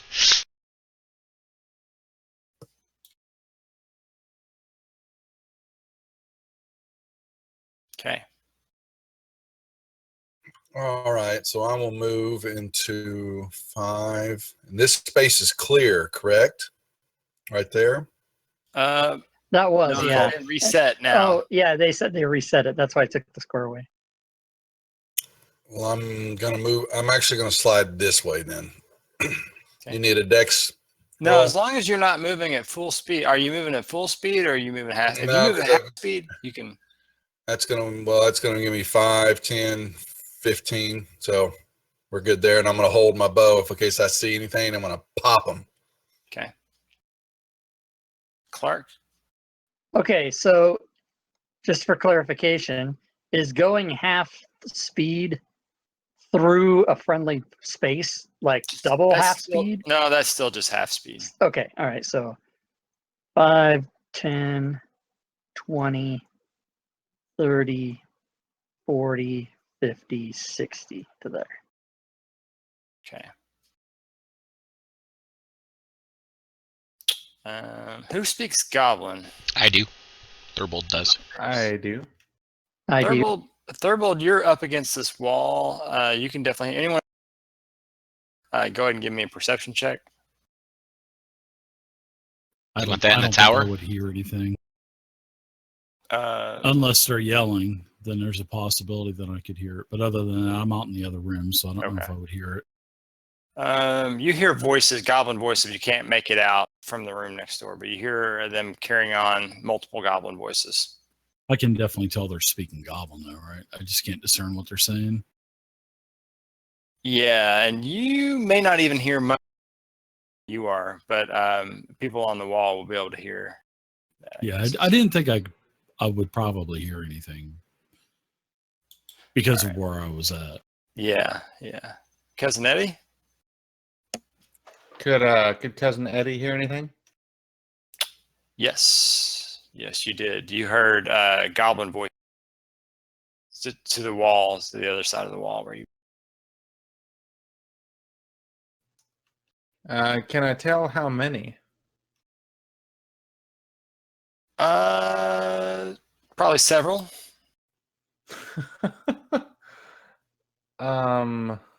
There's a door Clark? there. Clark, what do you want me to do? That door is open. I'm sorry. Oh, okay. He didn't stop to close it when he squeaked and ran down the hall.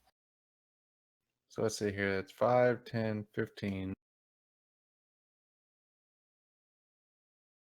30 will put me to there. I'm going to very carefully peek around the corner.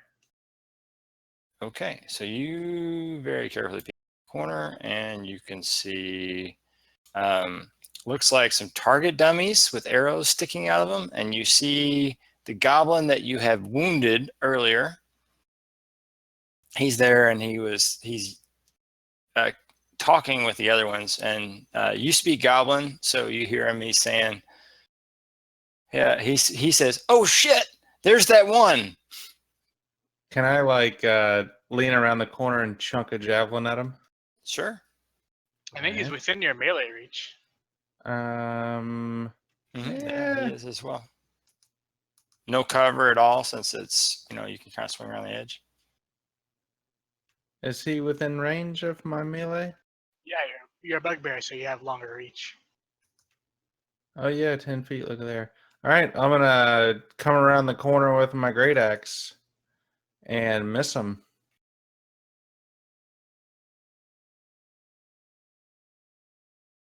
Okay, Thurbold. All right, I'm going to move my 30 feet, which, let's see, 10, 25, 30, puts me here. Or is it an extra 5 feet to climb over the wall?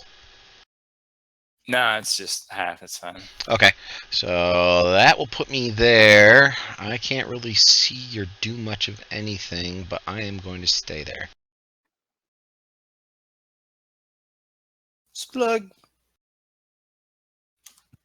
Splug is going to take a dash, Mr. Dungeon Master, and going to move 15, 25, 35, 45, and 55. That's where I'll stay. Unless you allow me to scale over the wall, and then I could move one more, but that would totally be up to you. I could do some kind of like fancy-dancy acrobatics trick or something. Yeah, Maybe you wanna fall try? on the caltrops. Yeah. If you want to do an acrobatic one, that's fine. that's the code word. Acrobatical tumble. Yeah, go for it. Look at that. Yeah, sure. You end up in the next square over the wall. All right. You do a triple sow cow goblin style over the wall. It's good stuff. If the goblins were there, they would have all held up signs with numbers in the high 7s and 8s. I use prestidigitation to give him a 4.5. Nice. All right, you hear some movement. Cousin Eddie, you hear movement on the other side, scrambling around.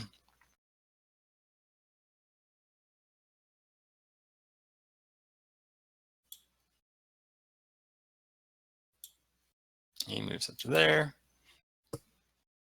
Old Vostok. Alrighty, I'll do a careful dash.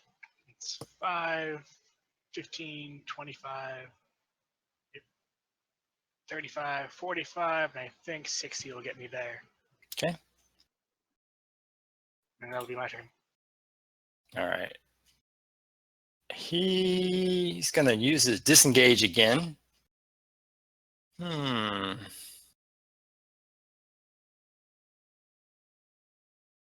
Actually, he's going to move forward, pulling out a little scimitar. And try to... Holy crap! Wow! Son of a biscuit.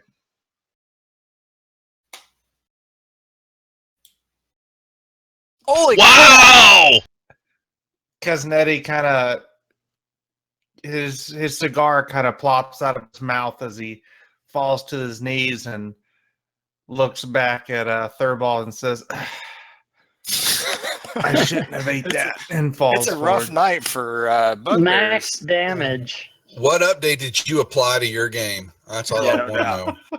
So he so he squeaks out as you swung his big battle axe at him. And so kind of surprising himself, he just pulls it, yanks out his scimitar, rushes forward and swings it almost blindly, and it's like ended up being this beautiful beautiful stroke. Lands right deep into the side of old cousin Eddie there with his arm still extended from swinging that battle axe, just left a big wide open attack. So he does that, and then he still squeaks. So then he runs back this way. So it was 5, 10.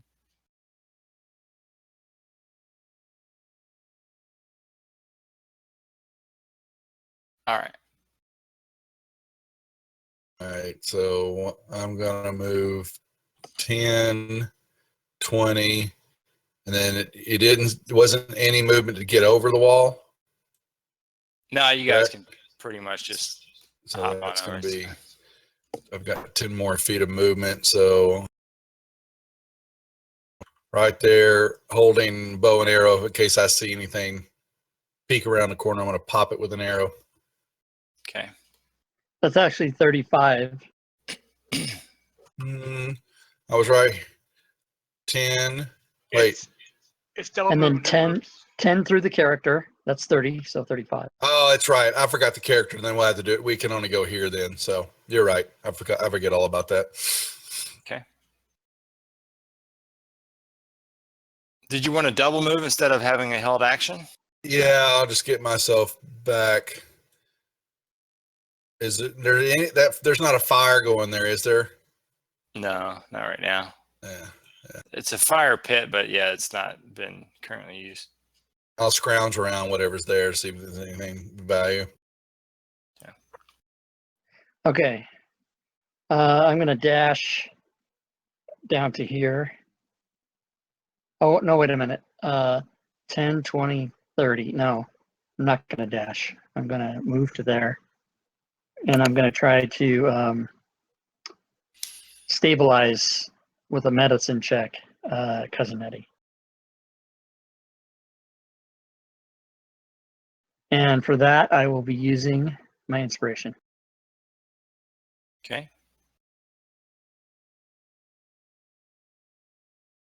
Inspiration. We got inspiration. Christ. Where are you pulling that out of your ass, sir, pal? DM gave me inspiration for almost losing my life and going to the hospital for a week, and he's made that offer to everyone here at the game. For reals, yeah, for reals. So anyone else, if you find yourself in such dire straits, I'll give out inspiration. See, I'm not a horrible DM. I care. I was not able to stabilize Cousin Clark, everybody. He is still down. Oh man. It's a rough day for, and he's failed his first. Do you guys want to make your own? Do you prefer to make your own saving throws? Yes. I'm fine with the computer doing it for me.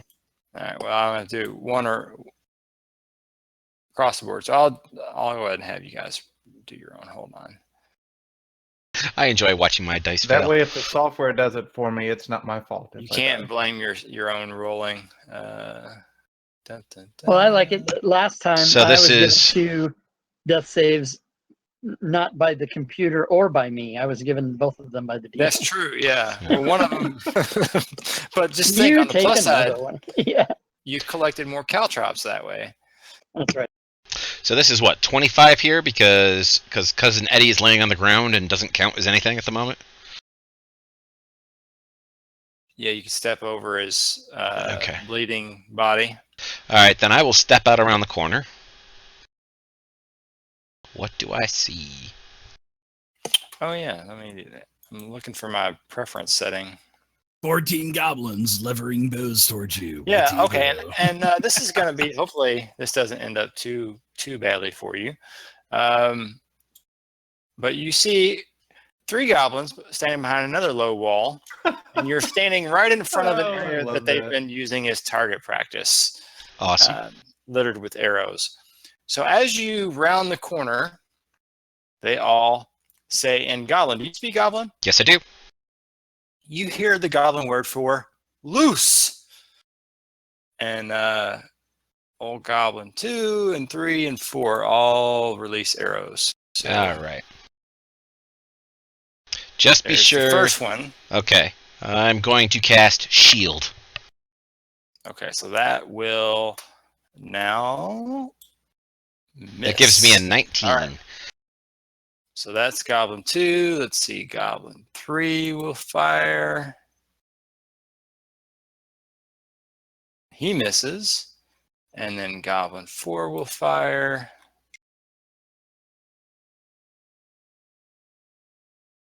Ooh, that was very good shield because you had 2 that would have landed, Mm-hmm. but did not. My turn. And that was their readied actions. And Goblin 1 he was the one that just stabbed old Cousin Eddie. He's got a scimitar in his hand, though, but he's on the other side of the wall. He's on my side of the wall, correct? He's on your side of the wall with no cover. All right.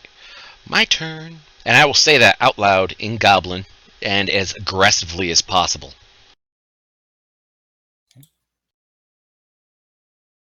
And I will target number 3. He's back there behind the wall.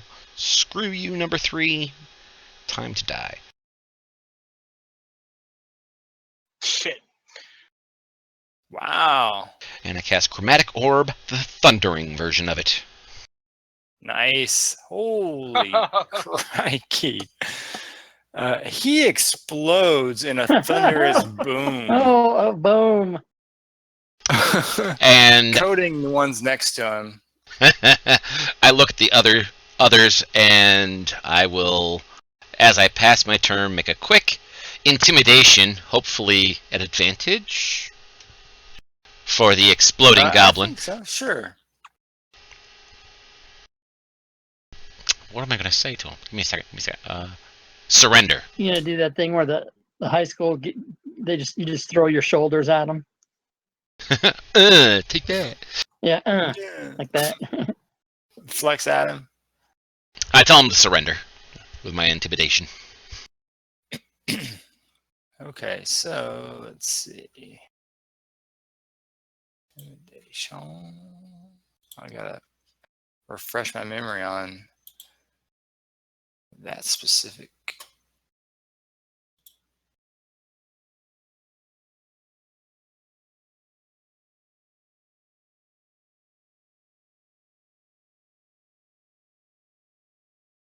All right.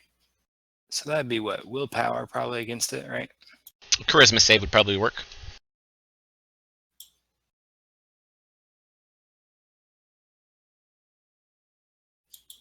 All right, and you told him what? Surrender? Surrender.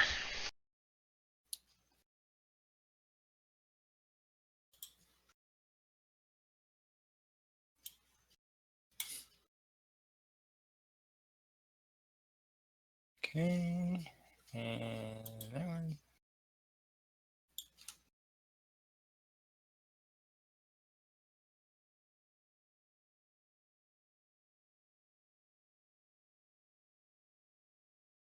And that one. Cool. Okay. So, oh, sorry, we're at Splug.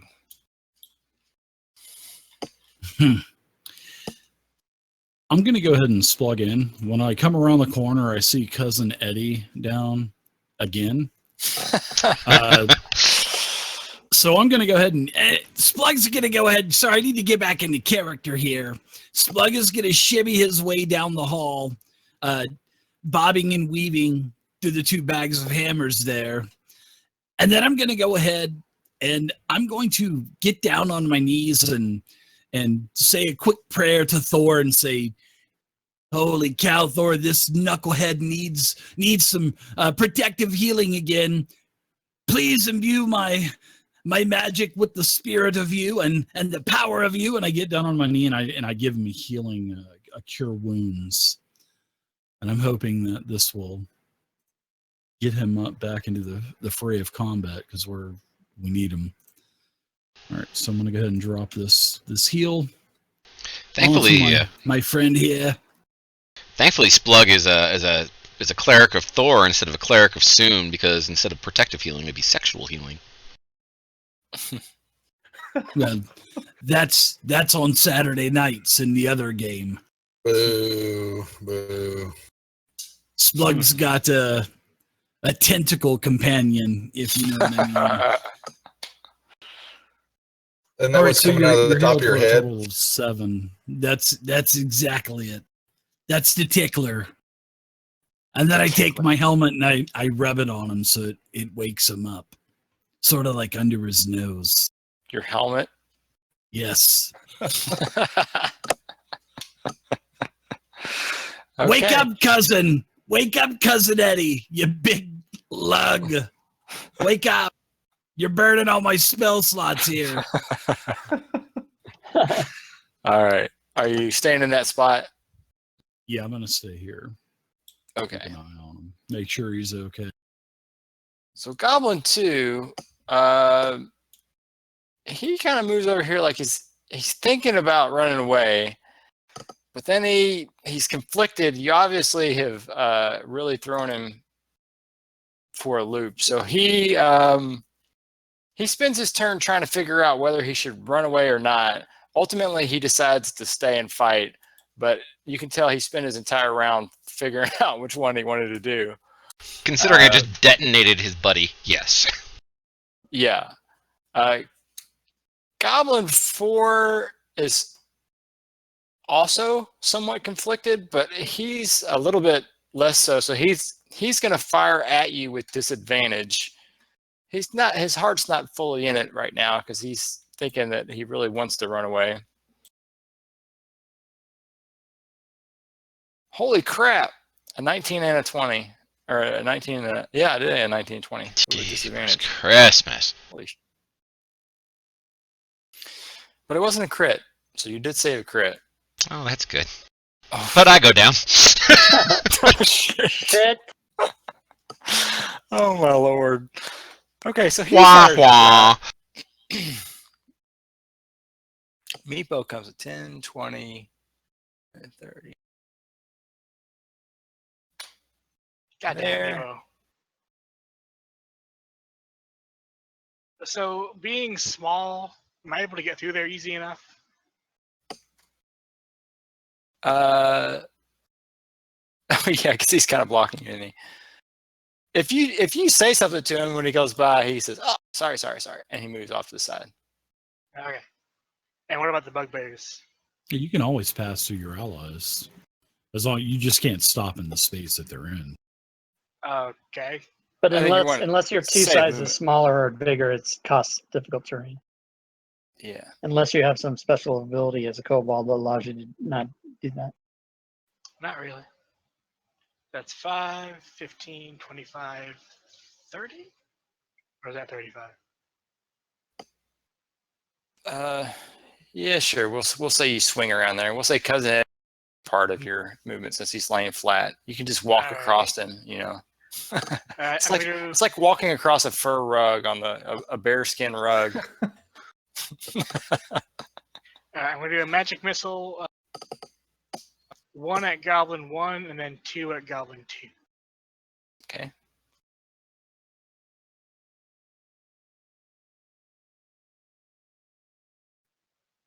Goblin 1 goes down.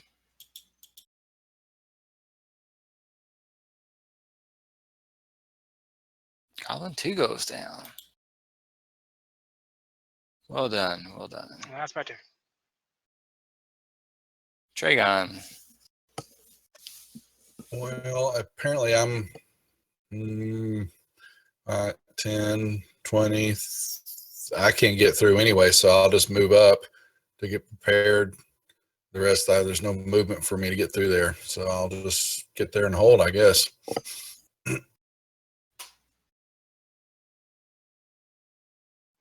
All right.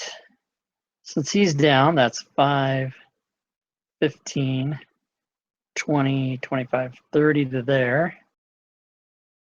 And I will. Does that thing have cover? He does have cover, yep. Just He -2. does. Okay. Treagan, I'll let you move forward too, since I'm assuming you were waiting for Clark to move forward. So Thank you.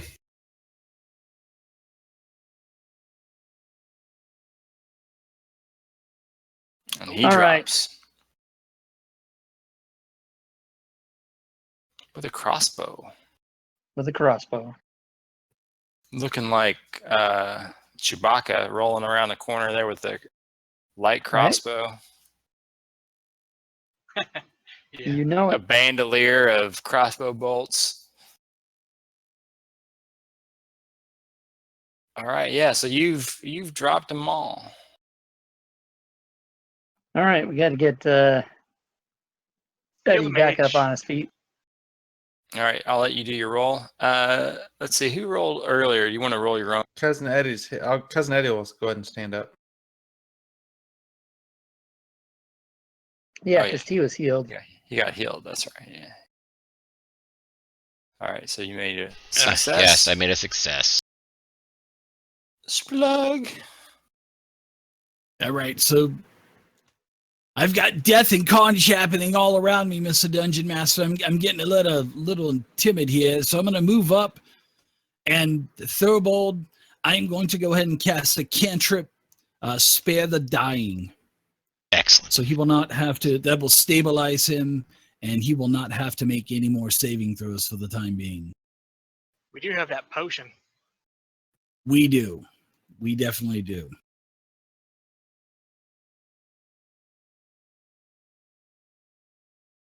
That player's handbook says uses the word administer. It does not say by which orifice it is administered.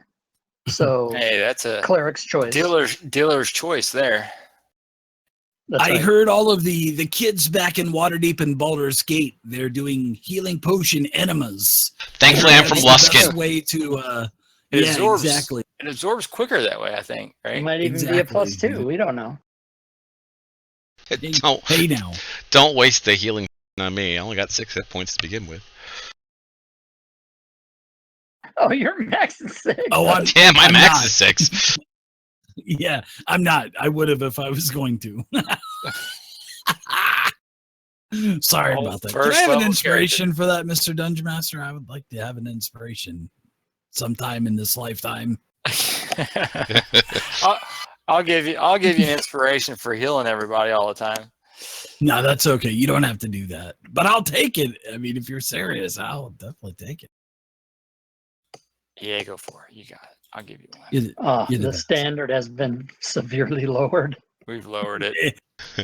First you go from nearly dying, then just hassle the dungeon master. Helping Say he's people not stingy. die. Yeah.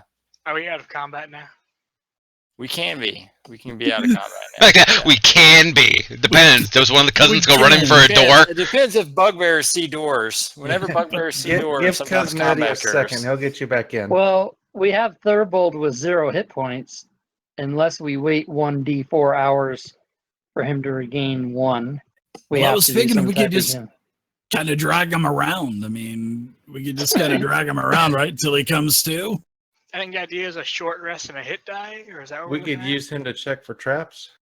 Just throw me at them. Full Yeah, body that's shield. a trap.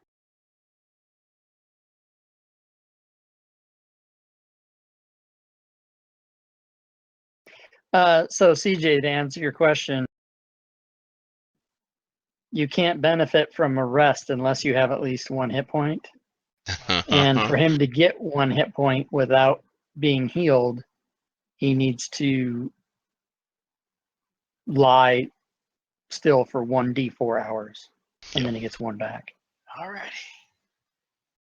So we would have to do between 1 and 4 hours for him to get a hit point, and then take a short rest, barring any type of healing or healing potions. I'll go ahead and I'll bring him up. I'm gonna call the power from Thor again, and I'm gonna give this guy a cure wounds.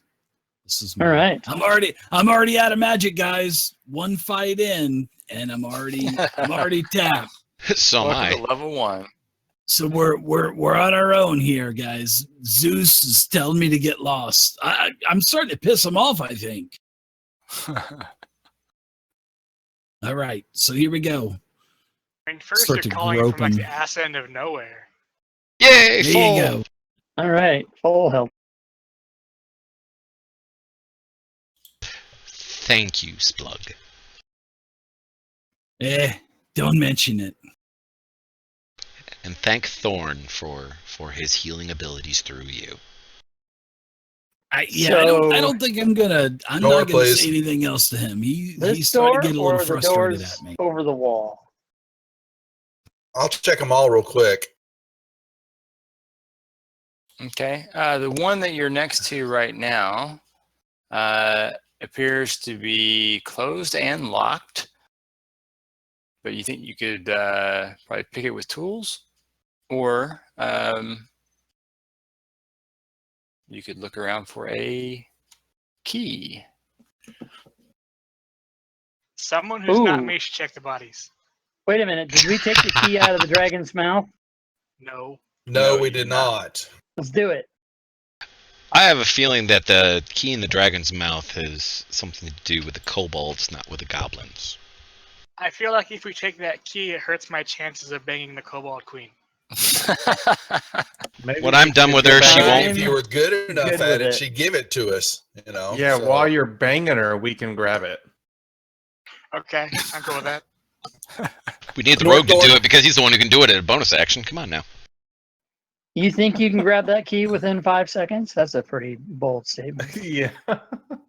You see what I did there? Thanks, Chris. You got it. It's 6 seconds, though, right? 6 seconds, yeah. What But he about only the needs door? 5. It's, yeah. Don't shorten that extra second. Yeah. His He's gonna endurance is cunning legendary in the action kobold dash. realm. All right, so you're checking that door. That door does not appear to be locked. If you wanted to open it, up to you. I'll check this one real quick. I love the experience points. They're like paper cutting us. I know. It's like, oh my god, we're almost there. That door is not locked. I will open. Well, I listened to it first. What's going on there? Perception in the tower.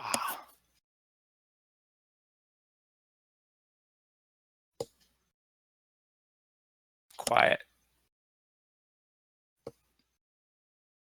Open says me. Open says you, and reveal says I. It appears to be a pantry. North and south of this wall of this chamber are stacked halfway to the ceiling with ill-made barrels, boxes, and crates. Clear path allows easy access between the west and the east doors. There's a door across the way. Exceptional goblin craftsmanship. Yep. And the cousins, the north door is not locked either.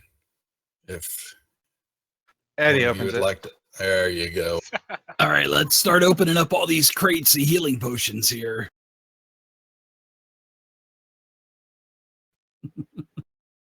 Okay, so this one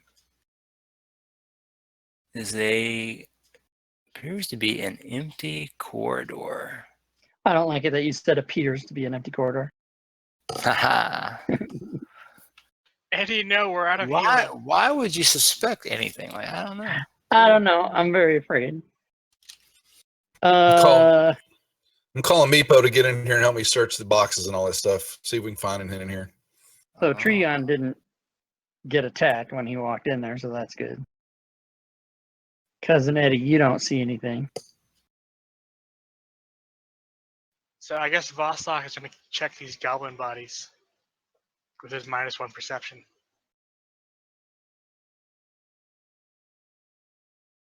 Yeah, it's pretty easy though. You find one of them has a ring, or not a ring, a necklace with a key on it around his neck. Oh, snap. Fancy. Hey guys, found a key. That'd be I bet this. it opens that south. door. Yep. Do we want to do it? Only live once or twice, maybe. YOLO. Vostok will get up on his tippy toes and try to unlock the door. That's what the kids say. YOLO, and they YOLO. perform healing potion enemas. YOLO. With a +2. Yeah. I love it. YOLO. Next All right. one that goes down is what's going to happen when I use this healing potion. Just to let you guys know. That's where the phrase YOLO my ass comes from. Do you open the door? There's a bugbear behind me. I will step out of the way. Spoken like Do you mean true to say that you kobold. fling the door open and then step out of the way? No, I'm going to let you open it. I All like right. how we're not scared of anything except doors. Hey, what's the worst that could happen to a bugbear? I mean, it's not like they've been dropping left and right on this. Oh yeah, never mind. I am tied to I the opened the highest door. AC in the party, so I really should be the one opening the door.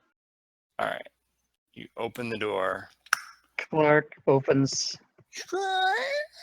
Hey, this Creaks looks like open. a jail of some kind.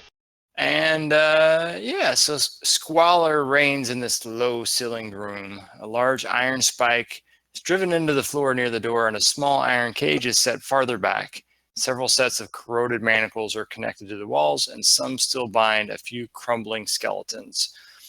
There are 3 kobolds who are bound with crude rope to the iron spike.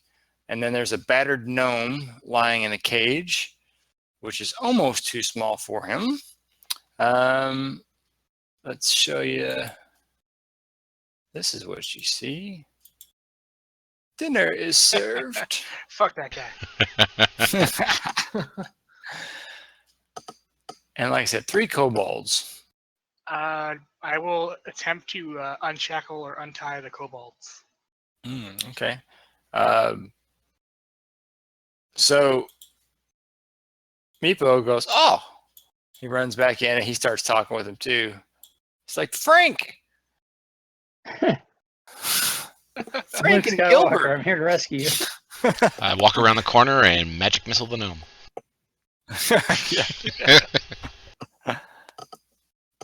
He says, I brought powerful friends. I show off my dragon scales. Ooh, they all ooh and ah. Take it easy. I am a god to kobolds, Yeah, you are. touched by the dragons. Meepo says, Yostra really likes this one too.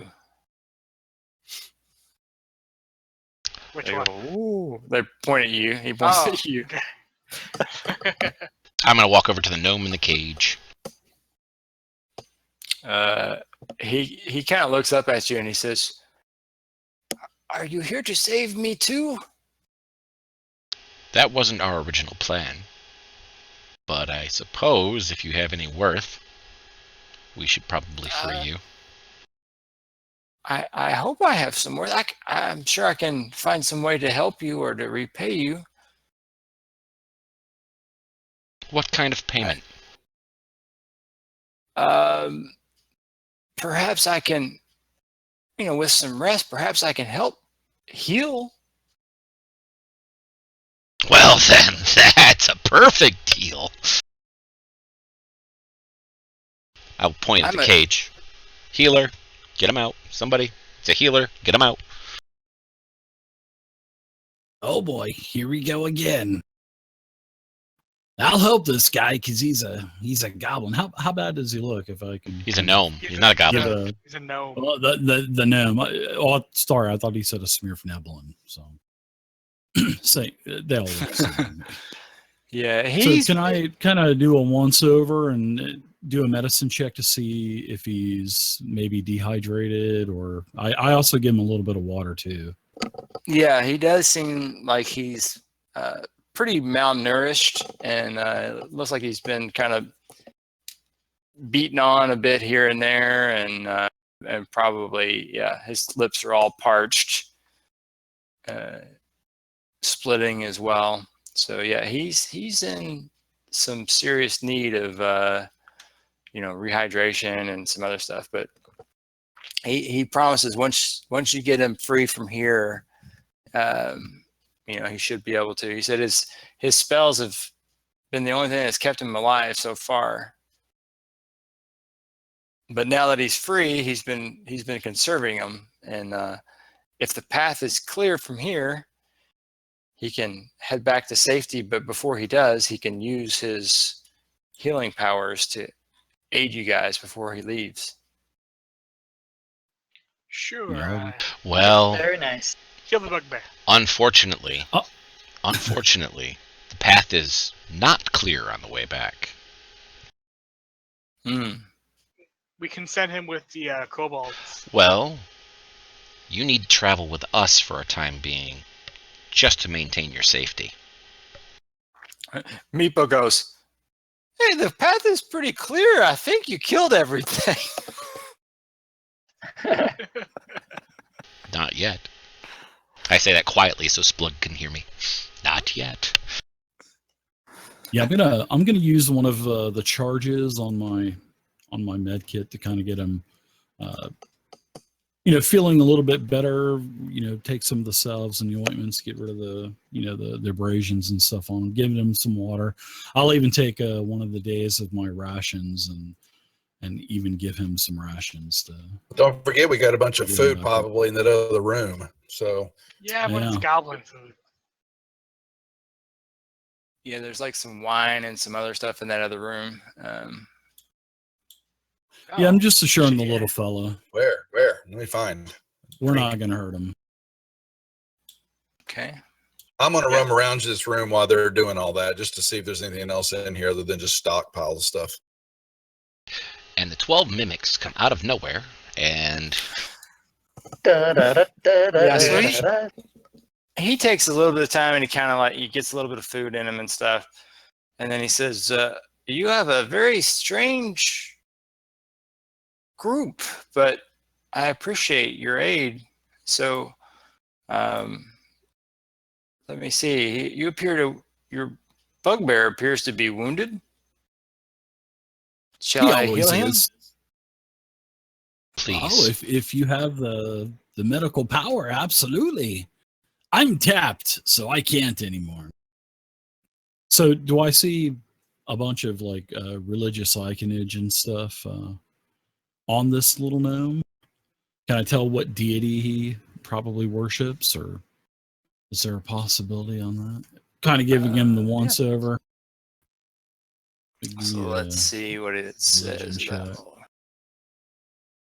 He explains that he's an alkalite. I don't know crap. Too religious.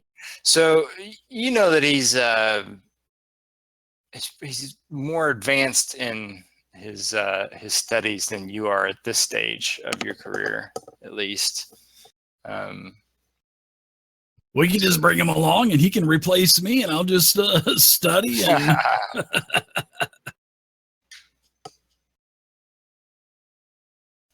What's a good gnomish sort of? I didn't know what it says. Gond. Let's see.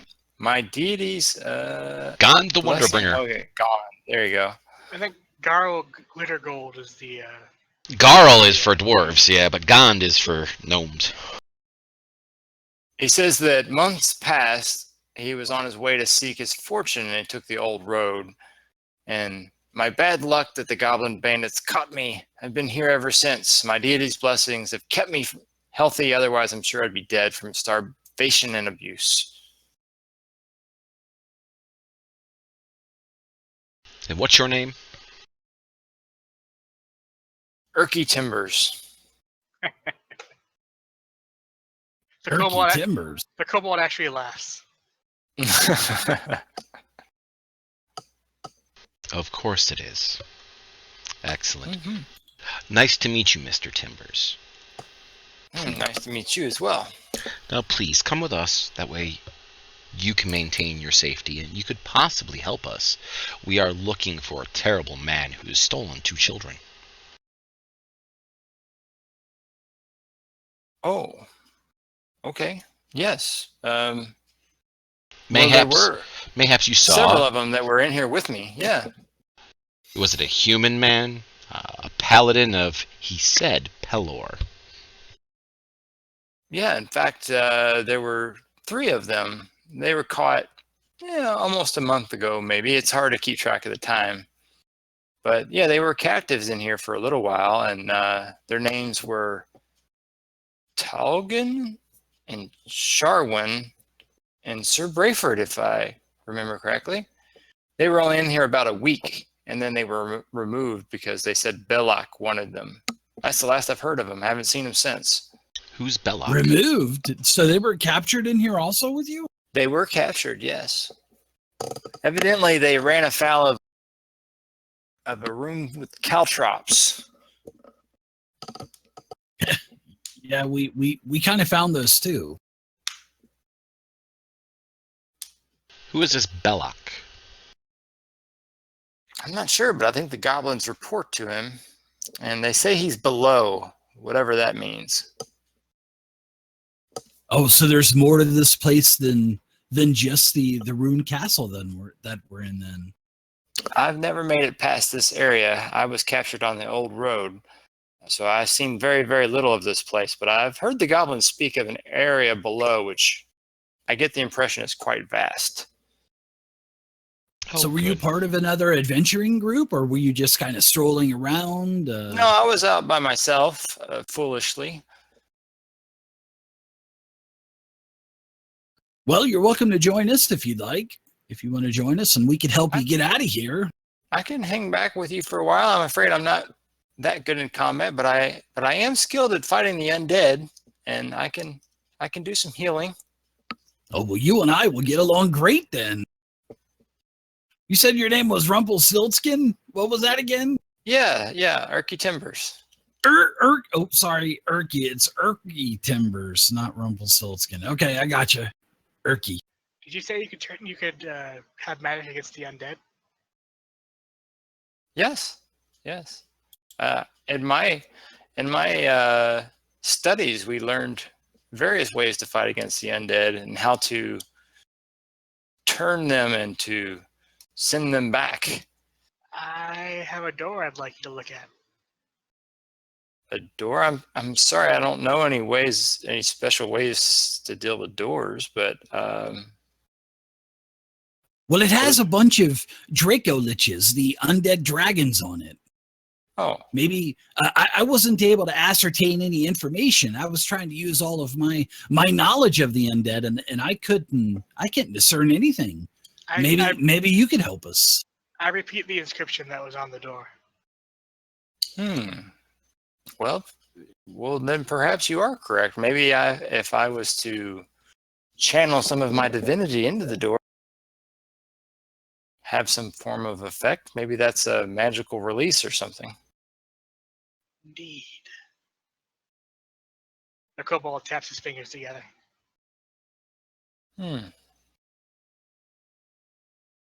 Well, I would say whatever we do, we probably shouldn't tarry long. They do have patrols through this area. Yeah. So we got 3 minutes left, I guess. We want to go open the door and then cliffhanger. Dun, dun, dun. That works for me. Dun, dun, dun. Yeah. Let's do it. You guys want to go back to the undead door, I guess. Undead door. All right. Yeah, undead door. and brush aside these caltrops. Collect more. But wait, there's more. Okay.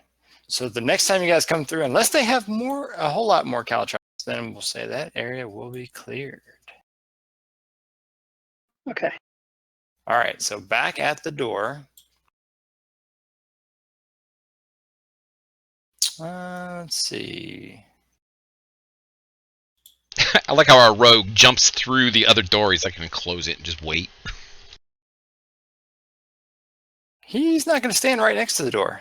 He's going to stand back a little ways because he knows. I'm peeking in. And he's a little bit worried about this fountain behind him. So he doesn't want to stand necessarily in between it there. Vostok, you want to be right in front of all that? Don't mind the fountain. The fountain is actually a modified potion of some kind. Oh, that's right. Okay. Okay. So he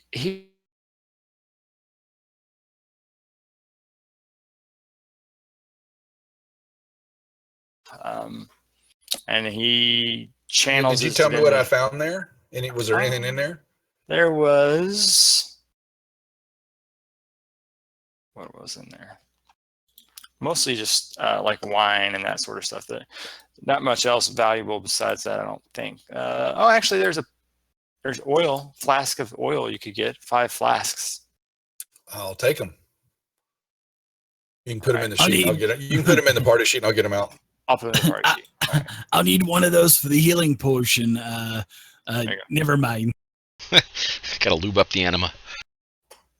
Yeah. Okay, so yeah, he channels positive energy in through the door, and the door swings open. The scythe that you had spiked shut. It busts the spike and swings down into the area right in front of it, but no one is there. So then the door swings open. That pitten didn't hold it? No, the piton was not hammered in well enough to hold it back, so it did still kick it off. This doesn't look good at all. What do you And see on up the there? side, What do you see? 5 dusty sarcophagi, 3 to the north and 2 to the south, standing on end in this silent chamber. Each of the carved stone coffins resembles a noble, elf-like humanoid in ceremonial robes. An altar with images of dragons carved into its black obsidian is set in the center of the west wall. A single candle burns brightly on the altar. Next to the candle are a small whistle and a crystal flask. Vostok is drawn inexplicably to the altar. And that's when the undead burst out of the sarcophagi, and we leave it for next time. And scene. And scene. All right, so shall we do the exploration next time, or did you guys want to do? We'll do it Cliffhanger. next time. Cliffhanger it. Yeah. Cliffhanger. Cliffhanger. Cliffhanger. Stay tuned. Same bat channel, same bat time. Alrighty, so that's where we will end it. And thanks to everybody on the stream for watching. Good game, guys. Thank you. Yep. Good game. Thanks everybody. for DMing.